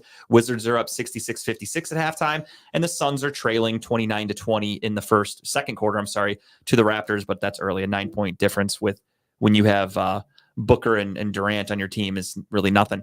Booker has 0 points right now. Yeah, so if he steps it up a little bit, you're in good shape.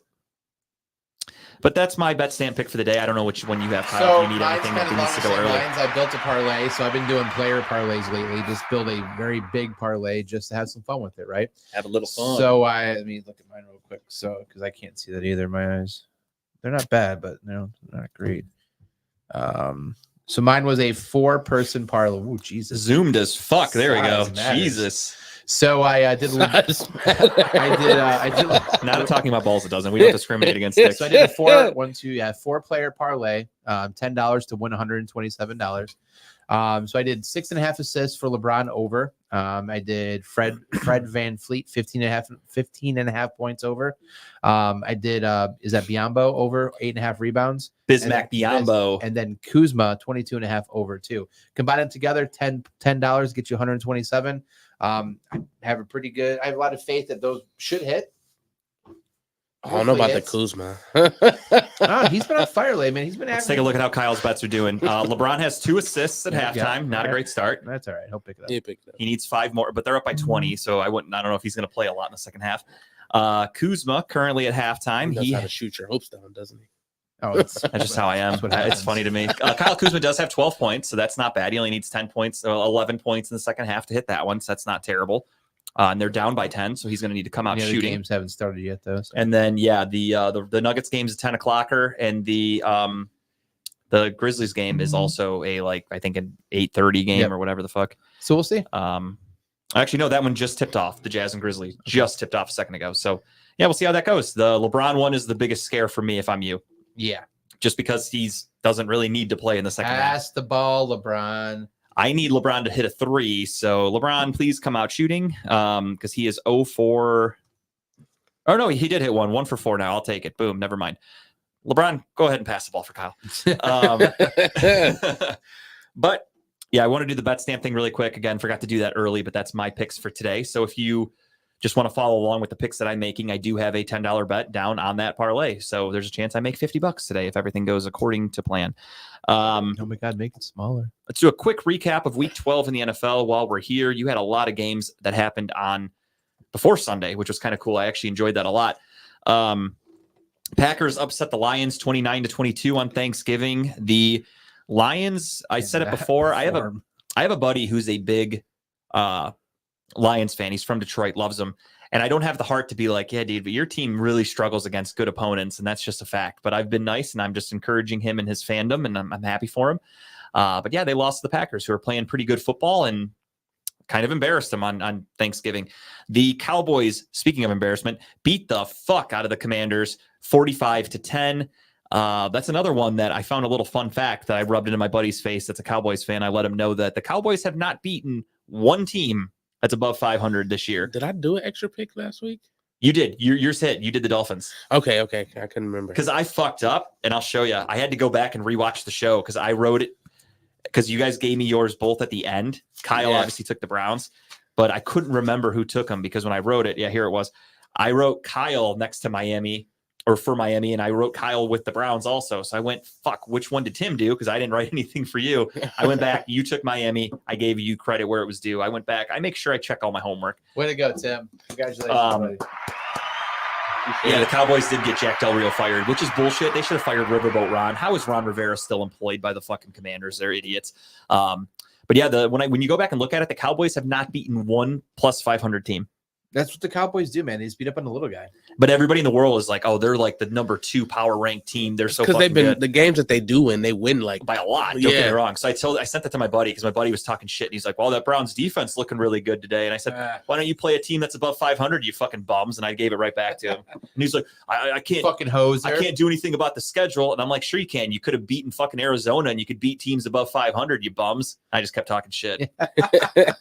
I got him to be quiet real quick. Justin's just ruthless. I really am. You don't want to fuck with me, especially when the Browns are losing. I see red. He argues with his pregnant wife, and you think you're gonna beat him? Yeah. Good luck. Good luck. I will go toe to toe with anybody. Dubbington. What's up, Dub? There he is. What's up, Dub? Thanks for checking in, dude. Last but not least, on Thursday night, the 49ers beat up on the Seahawks 31-13, and that helps me win a nice parlay. I fucked up on Thursday. I had a Thanksgiving parlay.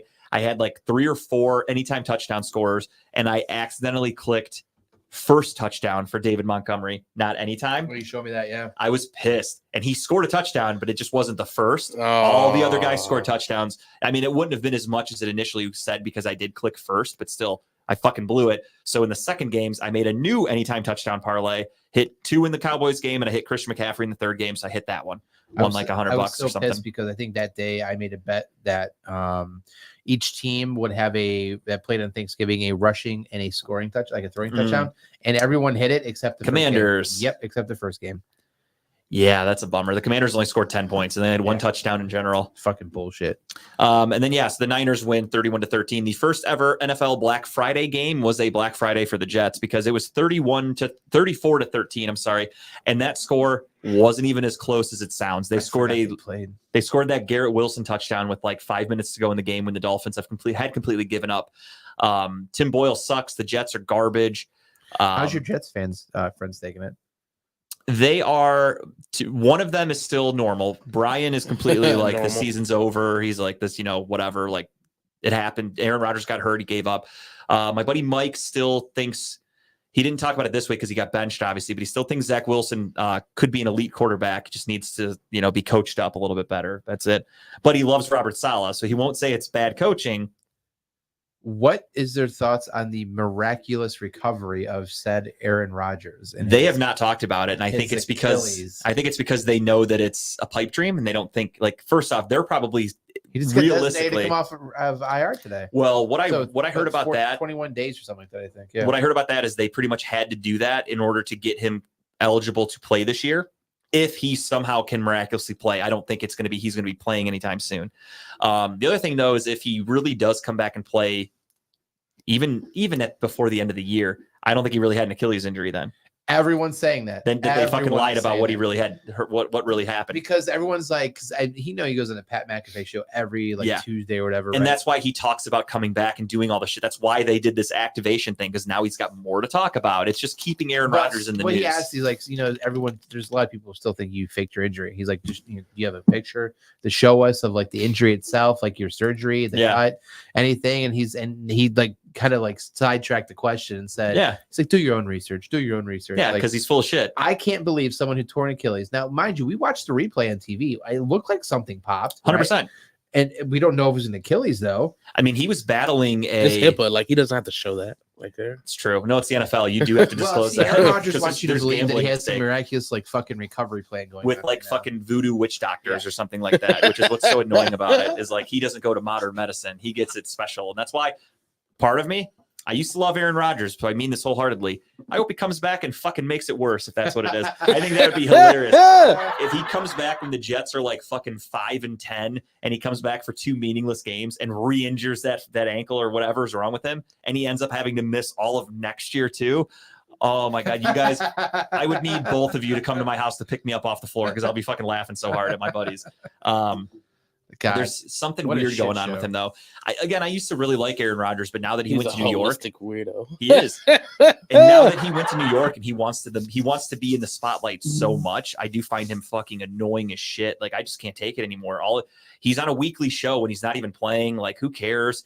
He gets put in the news every other day because he keeps saying like, "Oh, maybe I'm going to come back. Maybe I won't. Maybe I will." Like I'm just so fucking I mean, sick the of it. fact Who that he's cares? walking around in that thing, was it 3 weeks ago? He was throwing and shit. Throwing, Yeah, it's weird to me because like who else tore their Achilles this year? Kirk Cousins, right?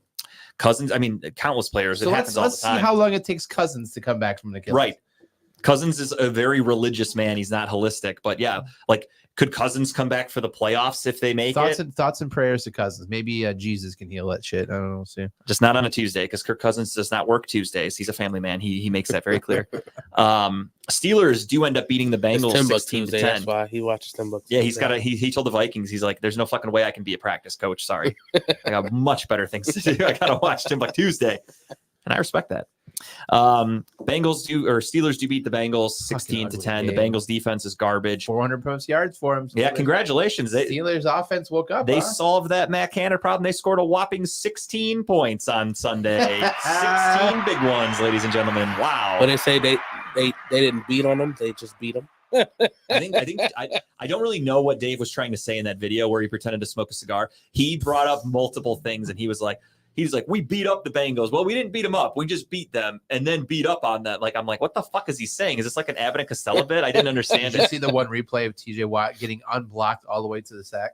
Yeah, I mean, he's so good. That's why Steeler fans, they had to post this week about how great TJ Watt was because Myles Garrett got hurt and didn't really do much in the Broncos game, and TJ Watt had a sack against a rookie quarterback when he was unblocked. So good. So fucking Everyone great. gets out of his So way. So great. Everyone gets out of his way. They don't want to touch him. Everyone moves and he gets sacks. And most of his career sacks came against Baker Mayfield because Baker Mayfield's fucking bad in the pocket. But no, and every TJ sack Watt's that so TJ Watt's good. get, it's like the Super Bowl winning sack. To them, it is. I mean, dude, the way they celebrated after they beat Jake Browning and the Bengals. Oh my God. The way Steeler fans celebrated, it was truly embarrassing. Moving on. Fuck both those teams. Their Super Bowl. They also have the easiest schedule going forward too. They have the Cardinals on Sunday. They end up playing like the fucking. I hope Kyler Murray lights them the fuck up. It would be really funny. I forgot all who they played, but their next 4 games are like cakewalks, easy as fuck. Like the Steelers again, they're somehow going to win 11 We get games. more Cigar Mondays now. Nice. We're gonna have a few more, unfortunately. Fake ones though. At least he's looking out. He's not gonna get lung cancer because he's just pretending. Candy cigars. That actually wouldn't be a bad idea. The bubblegum cigars. I'll say Jaguars. Chipper actually smoked his. Chipper does. Chipper doesn't give a fuck about his body, as you saw when you met him last week, or when he was up here last week. No regards for his body, except for chicken wings. Won't put those in his body apparently when he's hanging out with us. The hits keep coming. He's on a roll now. The Jags. Yeah, I'm feeling it now. I woke up. The Jags beat the Texans 24-21. What a fucking game that was. It was really fun. Texans are legit, man. I mean, another year, another draft class, another year of that coach. I think. I didn't even think about got that. it. Sorry, Adam put out a really good point. He said, "Oh yeah, he did. Jalen Phillips tore his Achilles in a non-contact play on the shitty New York Jets field on Friday. So he'll be back for the playoffs if he goes to Aaron Rodgers' doctor." That's true. And then he said, "Yeah, the Steel City Running Lates couldn't do a show on Sunday because they lost to the fucking Browns. They took Sunday off." I didn't even think about that. That is funny as fuck. Oh, they take losses. They take days off because of losses. And They have they'll- to mourn. They'll do a show this Sunday and only talk about the Bengals and how, like, well, I mean, the offense without Matt Canada, they're not going to talk They didn't about want the to get Browns. land blasted by us. Oh, I didn't even think about that. That would have been good too. I would have fucking roasted them. But I digress. Adam with the receipts. I love it. I appreciate it, Adam, because now this Sunday, assuming they do a show and they don't oversleep or just ignore it altogether, I will definitely be talking shit, talking about the Browns only. Robert, what's up, dude? There he is. Colts beat the Bucks 27-20. Jonathan Taylor, unfortunately, has a thumb injury now and is going to miss like a month, which sucks for anybody in fantasy football that has him. He was doing pretty well. Me in one of my leagues. The Falcons beat the Saints 24-15. The Giants upset the Patriots 10-7. This point at the Patriots, I cannot feel like believe New England fucking lost that game. at this point, though, I feel like they're tanking. For what? Draft pick. They're drafting a new quarterback. They're getting rid of Mac Jones. They hate him. They're currently like the second overall pick. Is Belichick going to be there? Yeah, I would trust Belichick give him fucking Drake May or give him Caleb Williams. I would trust Bill Belichick to stay.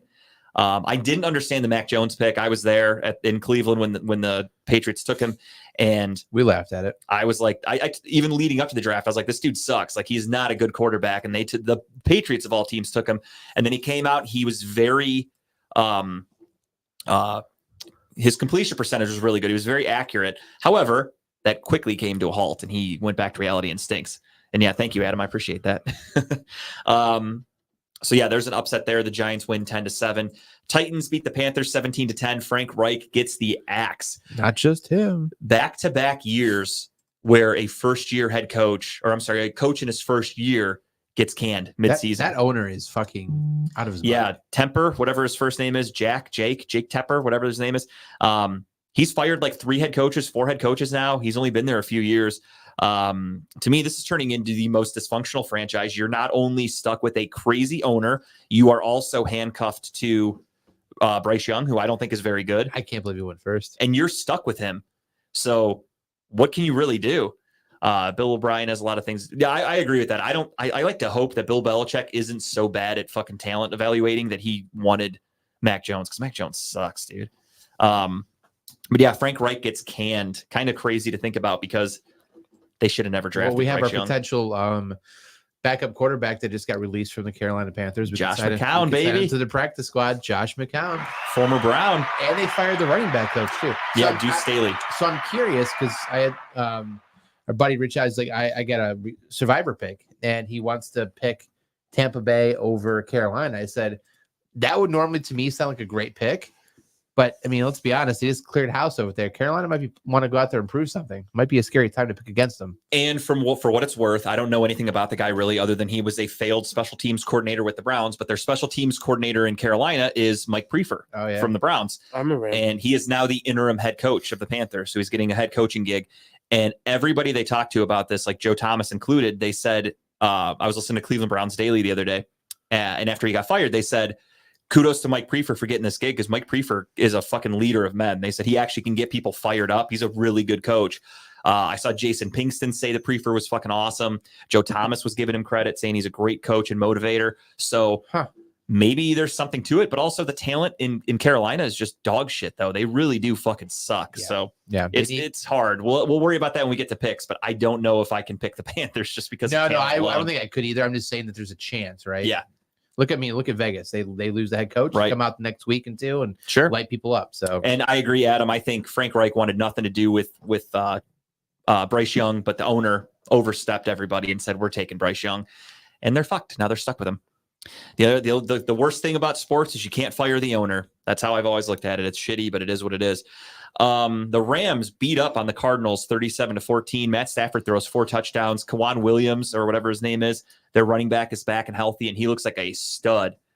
Chris Tabor, not Mike Prefer. Oh, it's Chris Tabor? I thought it's Mike Prefer. Is it Tabor? I don't know. I got them confused. They're both fucking ex-Browns coaches that I don't care about. Whatever. Yeah, Tabor. Oh, all right. Same Dude, thing. look at that picture they used for him. Oh yeah, he looks like John Gruden a little bit. Where's Mike Prefer these days? Who gives a fuck? Rams beat the Cardinals 37-14. Williams came back, looks like a stud. I'm very worried about that, if I'm being honest, because of how shitty our run defense has been. So that's my biggest fear, but we'll talk about that as we get to it. Browns obviously lose to the Broncos 29-12. Chiefs come back and beat the Raiders 13-17. They were down 14-0 at one point, and I didn't see fans wanting Andy Reid fired, but that's because Kansas City fans aren't as stupid as Browns fans.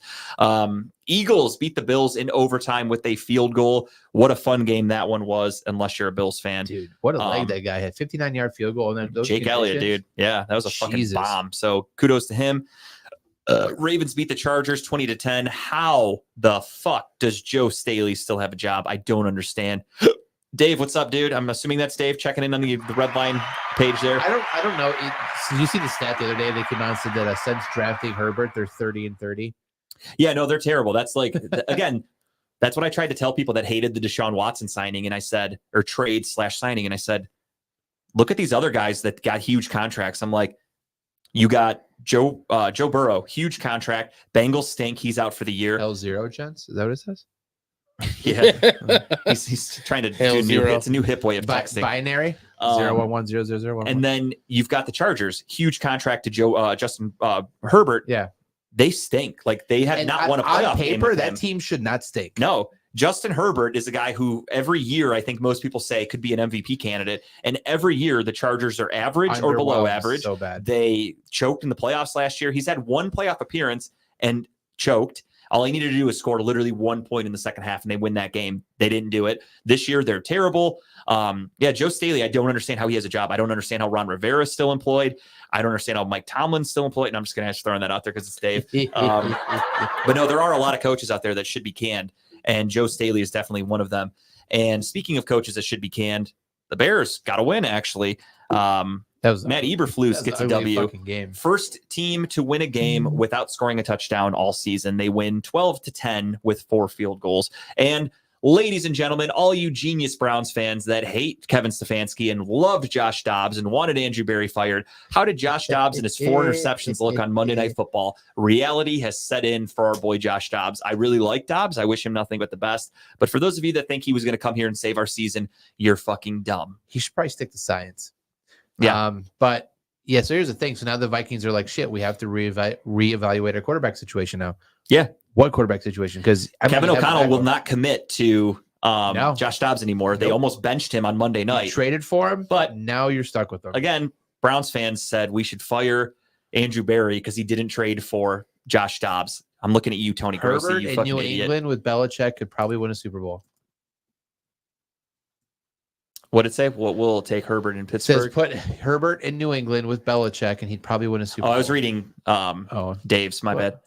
bad. Yeah, but I don't think they would do that because they just gave him that huge contract. Nobody's trading for him. There's literally no chance. Yeah, Dobbs, the Hall of Famer. He's getting his bust made right now. did you see the intercept? 2 of them were for sure in the wide receivers. Who for the Chargers? No, I think for the whatchamacallit, the The Vikings? Yeah. I mean, Happy belated birthday, by the way, Mr. Bo Kirkland. he threw 4. So yeah, okay, 2 of them weren't his fault. So he still threw 2 interceptions. That's not a great stat. Josh Dobbs isn't a good quarterback. Dobbs is what he is. He's a backup, right? He's Right. somebody you come in and put a band-aid in a situation and hope to God he can run an offense and run it okay, right? Move Right. the ball down the Hall of field. Famer. I would have been more than okay with him as the Browns backup this year. But for people that think that he would have changed anything and we'd be like, I think our record, we would be 7-4 probably with Josh Dobbs. And nothing would have changed. Not much would have changed. Josh Dobbs literally lost to Denver the week before we went to Denver and lost. So it's not like Josh Like, Dobbs I'm not is like, hating on Dobbs by any no, means. not at all. I think Dobbs I'm is hating a- the fans that acted like he was better than he really was. Oh, That's what I was the getting. ones where we wanted to trade the house for him. The ones that literally, I'm not kidding, like the day of the trade deadline said the Browns should trade or fire Andrew Berry because we didn't make any moves. We should have gotten Dobbs, and like Grossi and Mary Kay Cabot. They all went to the press conference that day and they were like, why didn't you call about Josh Dobbs? We need a backup quarterback. And they were literally like giving him shit for it and grilling him. And all the shows were like, I can't believe the Browns didn't try to get Dobbs or Jacoby Brissett. And it's like, guys, these guys aren't good. Like, what the fuck? I don't understand what people see when they watch football. That's what's mind boggling to me. I mean, the fact that we got Flacco, who, his age, he's a backup, but I'm not expecting anything Cubs- other than just smart keep football. it safe. Keep it Safe football. Kevin Stefanski's a good coach. He's going to put us in a good position. That's all PJ we're Walker, worried Hall about. of Fame. What are you smoking tonight, Robert? Just curious. Having some of that good I stuff. love it. Robert's in love. That's what it is. Robert met that broad. Robert's got that googly eyes. He's thinking about last week he had pumpkin pie. This week he's trying to get some poontang pie. He is going to be fucking eating. My boy, I'm fired up for you, Robert. Get it. Get it. And yeah, I forgot about that. Yeah, Dobbs was in Pittsburgh for a while, so Absolutely. Steeler fans know he's a good backup quarterback. He's a smart guy to have on your team, but if you can get a draft pick for him, you trade him. It's not really that big of a deal. Dobbs was pushed into that role. They gave up the play action, which we all just means send the dogs after him. Dobbs needs a run. Agreed. I mean, he's a backup quarterback. Most backup quarterbacks need to just be game managers, They and when need you the extra protection and time, when you start making them for him. when a defense says you have to beat us with your arm, that's where these backup quarterbacks fail. A la PJ Walker, a la Josh Dobbs, pretty much any other backup quarterback. Jake Browning, when Jake Browning was expected to actually throw the ball because Joe Mixon couldn't really run on Sunday, the Steelers pinned their ears back and they got to him. And the Unblocked, Bengals by the looked way. like shit. Unblocked. Yeah. TJ Watt didn't get blocked and he got a sack. And Steeler fans went, this guy's fucking amazing. Do you see how he made a tackle without getting touched by anybody? It's crazy. They got a parade going this week for him. They have a parade every single day. They make Absolutely. posts. And again, they're so fucking concerned about Myles Garrett. Only Steeler fans are the ones that are posting, hey, look at how much better he is than Myles Garrett. Browns fans aren't posting about TJ Watt. I assure you guys. I'm sorry. First off, we forget his name because he doesn't show up in most Browns games. Did you guys see that game when we played him with DTR? He had one sack where DTR was actually on a scramble. And then other than that, he was a ghost. The playoff game in 2020, did TJ Watt even dress? Because I didn't see him. I didn't see him all fucking night, He boys. was out there. He was out there. Was he? Somewhere. You sure about that? I Somewhere. saw him on a milk carton. Somewhere. But again, Steeler fans got to wake up I every think morning. TJ Watt's going to go roll a Ford Fusion this weekend and kind of fit in like And- Myles Garrett just to. And yeah, he wishes. And their little feelings get hurt, and the Steeler fans wake up and they have to post about Myles Garrett. I find it weird. Again, Steeler fans post about the Browns more than Browns fans. I don't understand it. It's also true. Stay in your fucking lane, boys. Usually that way or up and down hills. It should be. Or the lanes for Steeler fans is on the way to their cousin's house. So they can go fuck them. At any rate, so that was your Week 12 recap, everybody. Check Watt's stats against Cleveland. Yeah, he was good when Baker was here. That's it. Yeah, well, I already said that earlier. He sacked Baker more than anybody, and Baker's gone. So now TJ Watt's a ghost. A couple weeks ago, did jack shit, was non-impact player. And we had a rookie. I don't know if you guys want to watch the clips again of when DeJuan Jones fucking threw him into the dirt and he ate a fucking mud pie. I want to ask him how that was. It's a poontang pie. No, that's Robert. He ate a mud pie because he got his face thrown in the dirt. Robert's about to eat poontang pie. He was a ghost. He got owned by a rookie right tackle. It was pretty easy to game plan against him. Didn't need double teams, nothing like that. Myles Garrett, on the other hand, demands double and triple teams. Should we talk about the game? We can. I was going to do the Cavs first. Oh, let's go for it. Cavs. Boom. I don't want to talk Michigan yet with all these Michigan fans in the group chat. No, I'm Adam's just is kidding. waiting. Adam's just. I know. He's like pacing in water. No, we'll right talk now. about it. Just I don't really waiting for it. care. So what did he say? Did he score a TD in the first game? Yeah, the first game. I said that he scooped up somebody else's work. So yeah, congratulations. He was the guy that got full credit for not doing a single thing and showing up to the team project. Congratulations. So the Cavs, where was I? Yeah, the Cavs did the in-season tournament. I just sit back and start drawing stuff on my thing because I know what's going to be said. And I just dropped shit talk. Garrett. Garrett against the Steelers. Didn't Garrett like block a bunch of passes and bat balls away? And wasn't he Yeah. very impactful in that Had a game? couple sacks against them too. Yeah. I don't know. It's all right though. And Bo watched a different game apparently. He watched the Browns from. He 2 said years he ago. said Garrett was a ghost against the Steelers. 'Cause not the last game we played against them. I don't think he had a sack against Pickett, or did he? I don't remember honestly. I think he sacked him. I remember he batted a couple balls. Obviously, he demands double teams, triple teams, and I mean we won, so I'd say he was the better Got player. held a lot though. I tell you that. Oh, of course. TJ Watt TJ Watt had the one sack on a scramble and on a designed run, basically, and Steelers lost. But again, yeah, TJ Watt, it's so much better. Okay, let's move on to the Cavs. You're gonna get stuck. You guys only see the glass half full. We're from Cleveland, dude. Our glasses are empty. We know how to drink. We don't pretend to smoke cigars, bro. Cleveland in-season tournament. The Cavaliers beat the fuck out of the Hawks yesterday, but a little nugget from that I did not know. So is this end season thing going to be around every year now? I believe so. Okay. because the ratings are actually really so now good. it sucks because now at the end of the I tournament, understand it. you understand what the hell's going on. So now it's like, okay, now I get it. That makes sense. That's kind of cool. Yeah, no, it's really cool because they have, I didn't know it until last night. You can have the same record as somebody else, and then they go off of points. That's it. So you want to beat your opponents by more than anybody else. And the Celtics beat the fuck out of the Bulls yesterday. They were up by 30, end of the fourth quarter, like literally less than 5 minutes to go. They're up by 30. Any other day, you're pulling Jason Tatum. You're pulling fucking Jaylen Brown. You're pulling all these guys. What did they do Myles Garrett had two sacks. in the last game? Yep, against the Steelers. Oh, no shit. Well, I guess, he's a ghost, according to Bo. So, again, I said it to Bo and Jamie all the time, and it was like my 3 joke. quarterback hits, 2 sacks. It was my joke to them when I would say, I guess we're watching a different game, and they get all mad, and they're like, you think you're right all the time. And then, we're right. What? I don't know. But yeah, no, the I like in-season these tournament was jerseys, by fun. the way. I do too. I watched this game yesterday. Even Tara was kind of like, oh, those are nice. I didn't know about the scoring thing until yesterday, and that was fucking cool. When the Cavs kept pouring it on, Donovan Mitchell scored 40. I couldn't fucking believe it. It was really cool. So it just goes by total points at the end of the game. So Cavs might need to change coaches. What? The fuck? The Cavs are actually playing really good right now, and they just won by like 40 yesterday. They just beat the Sixers last week. Donovan Mitchell's hurt. They literally, they beat the Sixers without Donovan Mitchell in Philly. And you guys want the coach change? Huh? Oh, Dave's spicy this week. Don't understand it. Yeah, no buzz balls this week, but we actually drink ours. Ours have actual liquid in them. They're not just props. We're not a sketch comedy show here where we're using Spicy. props. Everyone's spicy this week. And yeah, I don't know. Michigan wins a fucking game and everyone's Robert spicy. says Bo don't know sports. Does he even know Bo? No, That's funny. I think he's just going off the name. No, I The appreciate joke, it yeah. though. I bring people together just to argue with each other. It's amazing. I love it. And yeah, no, I don't think the Cavs need a coaching change at all. I think if anything, they're getting healthy and they're going to be fine. They've played really well up to this point.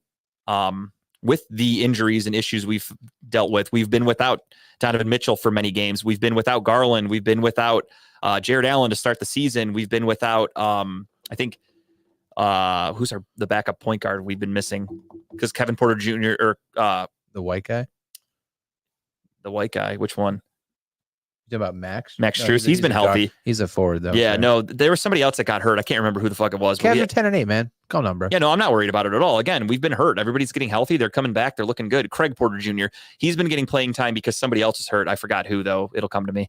But anyway, yeah, the Cavs officially, though, they did not make it to the final bracket of the in-season tournament because not Rubio. It's somebody else, somebody that was actually playing this year who's just been hurt. That's why Porter Jr. has been getting his minutes.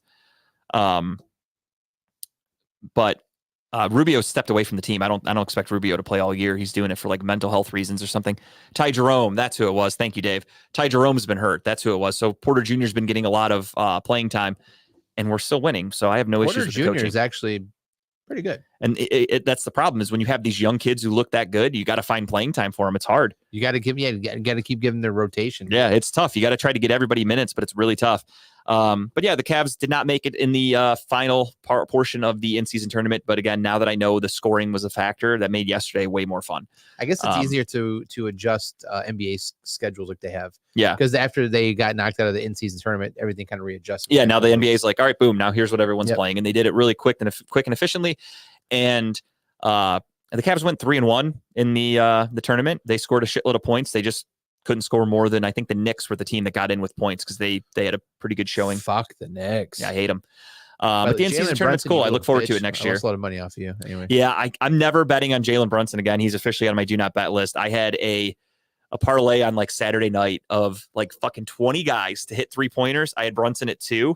He hit 1. Yep. And now he was the only guy that I lost fucked money me. on Saturday too because he couldn't score. He didn't score enough points. I had him over 20 and that hit, but I needed him to hit 2 threes and he only hit 1. Yeah. And he was the only guy that did not complete for my And fucking he's parlay. normally pretty good for like 3 or 4. Easily. I think he chucked up enough threes that night though. Well, he shot like 8. He just hit 1. But yeah, that leads us to the game for those of you out there that All right, let's care. get it out. Let's hear it now. Everybody that's an Ohio State fan wants Ryan Day fired, and everybody that's a Michigan fan says Harbaugh is the greatest coach of all time, even though Harbaugh lost like 5 in a row because he couldn't beat Urban Meyer. So where do you stand, Kyle? And that's all we're talking about. Cool. Moving on. Yeah.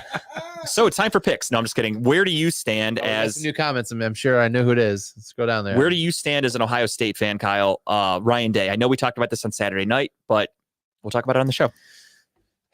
So I'm back and forth, right? Sure. It's hard to fire a coach who your only loss over the last 3 seasons has been against Michigan, right? However, technically, I think he's like, he hasn't won a big game. He obviously lost to Georgia. Yeah. Which we would have won the championship over TCU, no question about it, last year. Can't beat Michigan. So overall, he's like, what, 0 for 4, 0 for 5 in like big games, quote unquote. Big meaningful What's his games. overall record? Like 30-4? Oh, it's ridiculous. Yeah, he doesn't lose that much. But it's because of the schedule, the easy schedule Ohio State's given, though, right? But he has beaten Notre Dame twice. Yep. Not hard. Okay. Okay. Pump the brakes on that. Not hard shit. Not difficult at he all. has beat other ranked teams. Penn State was a ranked team. He does play well against ranked teams, but when it comes to like the big games, the national championship, the playoff games, fucking Michigan, Yep. he doesn't do well, right? Sure. Do I think he deserves to get fired? Yes. No, I'm just kidding. I think that conversation's actually happening right now. I think John Cooper. Yeah, I've heard John Cooper things. He's a John Cooper of today's age, right? Yeah. Where he plays well during the regular season, loses the big game. Yep. And so I don't know. I think if they get a better option, is Urban Meyer knocking on the door to come back? Would you I take don't him think back? so. You don't think so? You don't think he want to be knocking on that door to come back and do it I don't again? think he wants to coach again. I don't know. I think Ryan Day will be here next year. I think he will be back one more year. I think they have some people that potentially are coming in the transfer portal that are going to be a better option than they have right now. I think that's their biggest issue is they need to replace Kyle McCord. Although I'll knock on Ryan Day a little bit. The fact that 5-7. That's the fact that you had CJ Stroud, Marvin Harrison Jr., Travion Henderson, you had all these studs, Jackson Smith and Jigba, Emeka Ibuka. You have all these studs. You had DeJuan Jones on the offensive line, all these great players on offense. You couldn't beat Michigan with that talent. That is where it's alarming. But at the same time, this year, I mean, Michigan was expected to be, not expected, but Michigan fans acted as if Michigan was that much better than Ohio State. Like this game wasn't even going to be this close. is probably the best Michigan team I've ever seen on the field before. And Ohio State lost by 6. Yeah. And Kyle McCord's not a good quarterback. And Kyle McCord threw 2 interceptions, 2 costly interceptions. Yes. That led to, one was the dagger of the game. The other one led to easy points for Michigan. There was that weird catch fumble interception thing in the end zone that probably should have been an Ohio State interception. Yeah. On that one touchdown for Michigan. Realistically, he didn't have possession. The ball was batted out. That's an interception technically, in my opinion. Let's not even get started on the fact the refs. I Yeah. don't know who the fuck they were. Questionable calls for sure for Michigan. There was the missed field goal before halftime where he hit it. They called the timeout. She never kicked it. And then in the second attempt, he missed. So they lost by 6 with a missed field goal, 2 interceptions, and I'll just say the one bad call from the refs, which was a touchdown. Yeah. And Ohio State only lost by 6. So that Right. makes me show that makes me go like, it's not for me personally. This is where it's like a Stefanski argument again. I can't blame Ryan Day for that. 2 interceptions from McCord. They were just horrible passes. That's on McCord. Nothing you can do about it as a head coach. And then the missed field goal, nothing you can do as a coach. That was obviously the right call because he drilled it when it didn't matter. So he had the leg. What did Adam say? The JT, he wasn't short at him. Calm the fuck down. It was short. Which one? Touchdown a couple years ago. Oh. I didn't even remember that. We're bringing up the past. Can we talk about I didn't bring my time Can we machine talk about today, Michigan's Adam. running back, by the way? Did he go through Stretch Armstrong classes? Because his arms are down to his fucking knees. Yeah, it's kind of weird. He is not a normal human. He's like the kind of guy you create an MD like a 2K game, and like you put the arms at super long. when he goes through the airport, they definitely pull him aside because they see him in that fucking thing and they're like, what the fuck? Like, When he was standing out there, like before he went out to the field, I'm like, who the fuck is that guy? Like, is that really his arm length? that's why he's so good. He can literally just stretch and he gets an extra 3 yards. So it's really The nice. dude's got some power on him now. He's a good running back, though. I'll give him credit. No, he is. I I did find it funny today that I think it was Adam. Blake Armstrong, even better. It might have been Adam who posted about it. JJ McCarthy, like they're trying to hype him up as like some really good quarterback. He's really not a good quarterback, though. I mean, he'll probably be 4th round pick. He's your average Michigan Ohio State quarterback for the most part, where there's not, Forget about that Tom Brady guy. Yeah. there's not going to be a lot of NFL success. I mean, 1 in a million. Congratulations. That's like Ohio State. Like CJ Stroud's lighting up the NFL, but I'm still not calling Ohio State quarterback you. We're putting all the money on Iowa this weekend, right? Yeah, they got a great defense, and that Michigan offense obviously isn't that great as it looked on Sunday. I'm just kidding. Could the upset happen? Is what I'm saying. I don't even know what the spread Yeah, is. I think Is it 23.5 right now? I think you will be upset when Michigan wins, if that's Yeah. what you mean by Oh, upset. I'm sure the Michigan's going to win. I'm just No, saying. Iowa's going to beat the fuck out of them. It's not going to be close. Yeah. I What is don't what think is at the spread? least. I think it's 20. I think it's 23. It was at least Adam close would know. to. Adam's going to be there. He's going this weekend. Is he really? Yeah. That's sweet. Is Dave going with you, or does he have another excuse to not do a show on Sunday? Or Ayo. is that just only after the Browns win? This is on Saturday. I know, but he'll just say, well, I was at the game yesterday. I'm too tired to do a show. With that being said, Picks. it's time for picks. We're going to rip through them because we are running late, And and I wouldn't have it any other way. let's not put the score up this week, please. We don't want to talk about the fact that Yeah, we're put the tied. score up. I completely made a huge comeback, and it is 115 to 68. Kyle and myself are tied.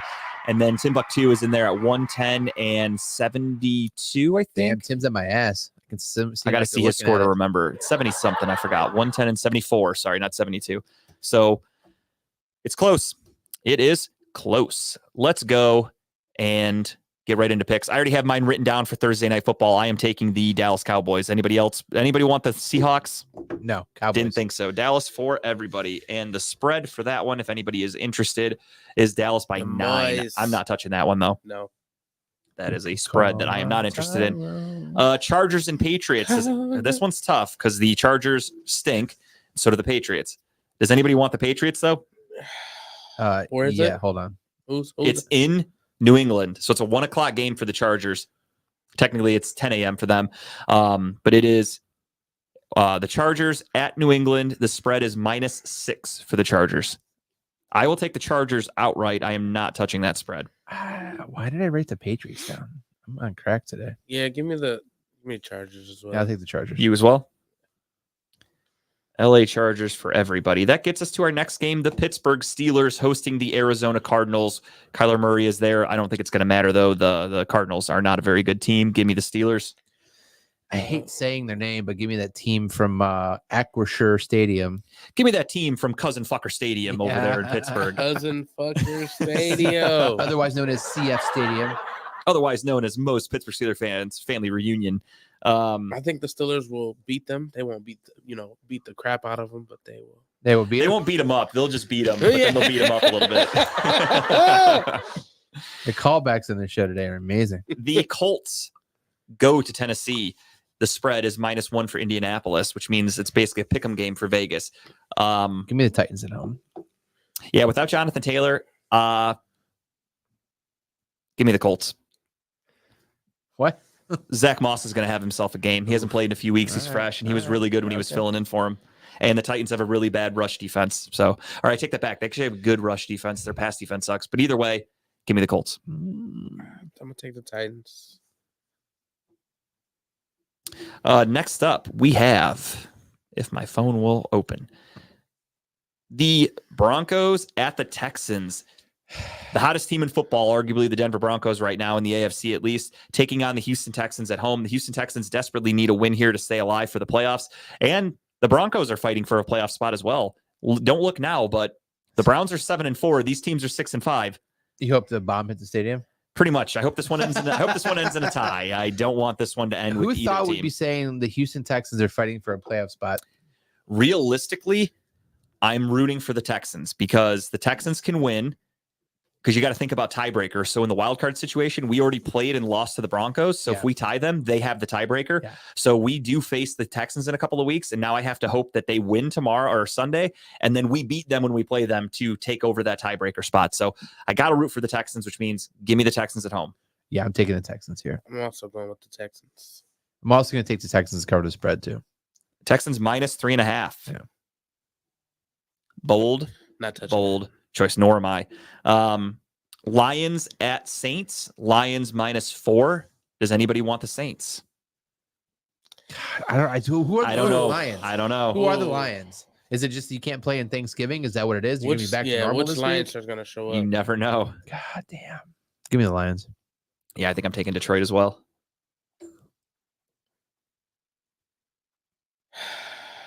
It's a tough one. I'm gonna take the Saints. Okay. Oh, witness. The best part is when I write it down, I have to write Marching no in. for Tim. I know for New Orleans. Witness. Um, Falcons at Jets. God, this game sucks. 1:00 game too. 1:00 on Fox. Falcons at Who's Jets. the quarterback for the Jets right now? Tim Boyle on my ass. Give me the best kicker in the game right now. Young Hoaku. Falcons. Atlanta's defense shows up. They create turnovers. The Jets are probably going to have a lot of those. Their offense is fucking garbage. Their defense was very exposed last week. I think this is going to be a close game, but I do think Atlanta comes away with it. I can't pick the Jets. We doing a clean dub sweep here, Tim? Oh, Dub sweep. This is for you, Dub. ATL across the board. Let's get it. Next up, the Dolphins at Commanders. Does anybody want the Dolphins? No, give me the Dolphins. And it is a 9.5 spread. God damn. yeah, I'm taking that spread. I kind of want to as well, but I'll let you have it. I'll pick a different one. You could take it. No, I want you to have it. It's a little too rich for my blood. I will just take Miami outright, and I'll let you have that spread. I will look elsewhere. Panthers at Bucks. New coach for the Panthers, but I don't think it matters. The talent sucks. Give me the Buccaneers at home. I would not be surprised if the Panthers win this game, but I will take the Buccaneers. It's a 5-point spread according to Vegas, so they think it's not going to be that close. Give me the Bucks. All right. Something telling me to take the Panthers, and I'm gonna hate it when I watch the scores. Like, fuck, I should have took the Panthers. This is gonna be a good game. Yeah, next up we got the Niners and the Eagles. I'm trying to figure out which spread I want to take. I'm running out of games. Oof. All right. Niners are favored against the Eagles at home. Against the Eagles at their home. Niners are the better team. Niners would have went to the Super Bowl if Brock Purdy didn't get hurt last year. I think we all know that. With that being said, give me the Niners and the -3. Give me the Eagles. Mhm. Fly, Eagles, fly. This is tough, but you know how I feel about. There's been a lot of shit talk this week with basically the Niners reconfirming, saying we would have went to the Super Bowl last year had we been healthy. And there's a lot of hostility, and I think Shanahan's going to go out there to prove a fucking point. All right. Give me the Niners. Who do you want, Tim? I'm sorry. Just it's a Purdy game. Yeah, that's my boy. This is where I take the lead on Kyle. No. Chiefs at Packers, Lambeau, Sunday Night Football. -6. Kansas City is expected to This is win. not going to be a fun game to watch. It's going to be cold. It's going to be ugly. It's supposed to snow. Yeah, it's going to be fucking terrible. However, I the might Chiefs, watch it then. the Chiefs have figured out their offense, and they realize that their wide receivers are not reliable. So they are going to turn to the run game and Travis Kelce. Isaiah Pacheco looked like a stud last Sunday. The Packers, I don't think are going to be able to keep up with them offensively because the Chiefs' defense is pretty good. Give me the Chiefs. Yeah, it's a pretty easy pick. Give me the Chiefs. I don't want the spread because of the weather, but I will take the Chiefs. You're running out of spread pick here. No, I already picked it. I took the did you? Niners. Okay. I took the Niners -3. Okay. I think they win by more than 3. Did Tim take the spread somewhere? He did. He took He's Miami off. -9.5. Cool. Chiefs for Tim as well. And then Monday Night Football, we've got the Bengals at Jaguars. This would have been a great game if it were a month ago. Instead, it's Jake Browning down his leg because that's what he looked like against the Steelers. He shit down himself. Anybody want the Bengals? Give me the Jaguars. I almost took this one, but that spread is fucking high at 8. That's kind of high. Yeah, because Bengals can kind of score. Actually, you know what? Just because it's against the rival, I'll keep San Francisco. I won't touch the spread. Give me the Jags -8. Oof. Taking it. I think they're going to beat the fuck out of You're the gonna lay it Bengals. on? Their defense is terrible. It really is bad. And I think the Jags can just fucking score with the best of them. And their defense is pretty solid. I don't think Jake Browning's scoring shit. That leads us, of course, to our last pick, and that is the Browns at the Rams. And I was definitely taking the Jags. And yeah, I kind of assumed. I figured it was a clean sweep across the board there, so I gave it to everybody. We kind of broke it down earlier. I just need a clean game out of Flacco, stay healthy. I need Myles Garrett to be out there and be a factor.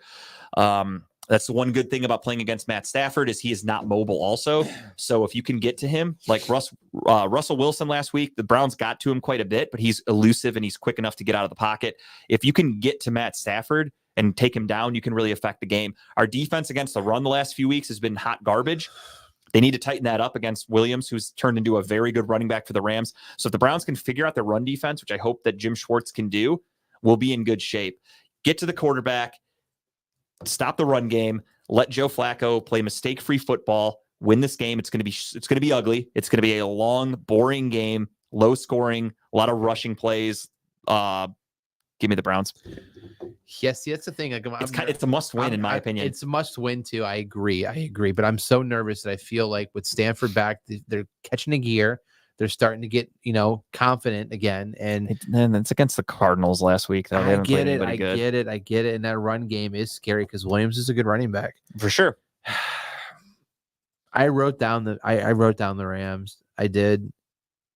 But give me the Browns. Let's go. Here we go, Brownies. Here Let's we go. Go a clean Here sweep. we go, Brownies. Here we go. Let's go. Damn. Browns. I'm gonna wish I picked the Rams. I'm not gonna watch the game, so we're gonna win. All right, cool, good. Yeah, no, Adam, that wasn't bad. Again, I don't really care about Ohio State, Michigan personally, so that game didn't matter to me. I was watching it with my wife's family, and they were all like getting pissed, and they're bitching about Michigan, and I'm just like, all right, whatever. I told them when I got there, I'm like, I don't think Ohio State's winning this game. They're not that good. But that's how it goes. With that being said, let's get to just the tip, everybody's favorite segment. We're going to lead off with my man Timbuktu. I got a feeling I know what category this tip's going to be in, but I could be mistaken. It's a double tip. It's a DP. Double tipping. Let's fucking go. There's no garbage bag if that's what you're looking for. Yeah. Well, this week, I actually have a very full weekend because You won't remember any of it. I won't remember any of it because I will be living in the moment so much that it won't matter. Friday, I actually have a play dress rehearsal. Fuck yeah. As you see, Fragmented is the play that I will be in all weekend. So it is Saturday and Sunday are the actual showings. We're doing 4 shows total. So 3 and 6 on both Saturday and Sunday. And also, like I said, I'm doing a dress rehearsal on Friday as well. So it's 5 shows really. But before the first show on Friday, I will be doing a comedy show. Well, I'm sorry, after the dress rehearsal, I'm doing a comedy show. Fuck yeah. At the 4 Bistro. It is just comedy put on by the Blue Boy Entertainment. It's the homies, Tank with a C and Britton Grace. They are the BBE, but they brought their friends along, and it's going to be Elijah Neville, young up-and-coming comic. He's doing amazing, man. He just had a weekend at Hilarities, which is amazing. Myself, T.R. King, and Dwayne Ford were just comedy. It starts at 9. Well, the doors open at 9. So that means we probably won't start till like 11 o'clock, just because it was black people. No. Sounds about right. No. But all these comedians are great. I haven't heard Dwayne Ford, but if the BBE brought him on, he got to be amazing. Because they my homies and they took a while to bring me. So no, but it's gonna be a great time. It's only $10. It's a great bar. Right next to the Indigo Lux, who have great food. And I believe they kind of tag team a little bit. But it's an amazing place. So please come out and please come enjoy.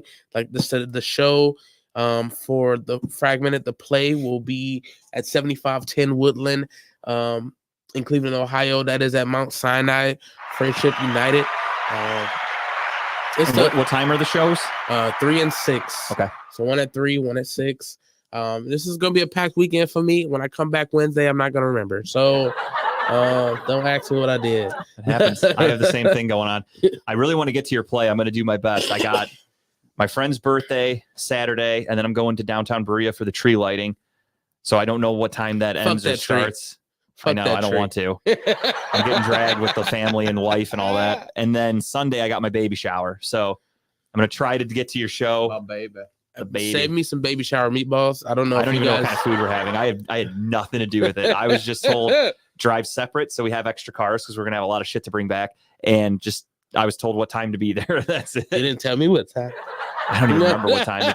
I think it starts at noon. 1:30, I think. Well, if it starts at noon, I might be able to show up. I'll bring you some wipes. I appreciate that. I think it starts at 1 because I think it's gonna. Because it's supposed to go from 1 to 3. I dropped Jess off. I'm gonna go watch it. That's right. It goes from 1 to 3, and then I got to get all the shit and get fucking my cars packed up, hers and mine, and carry everything home. And I'm fucking dreading it, but it must be done for the baby.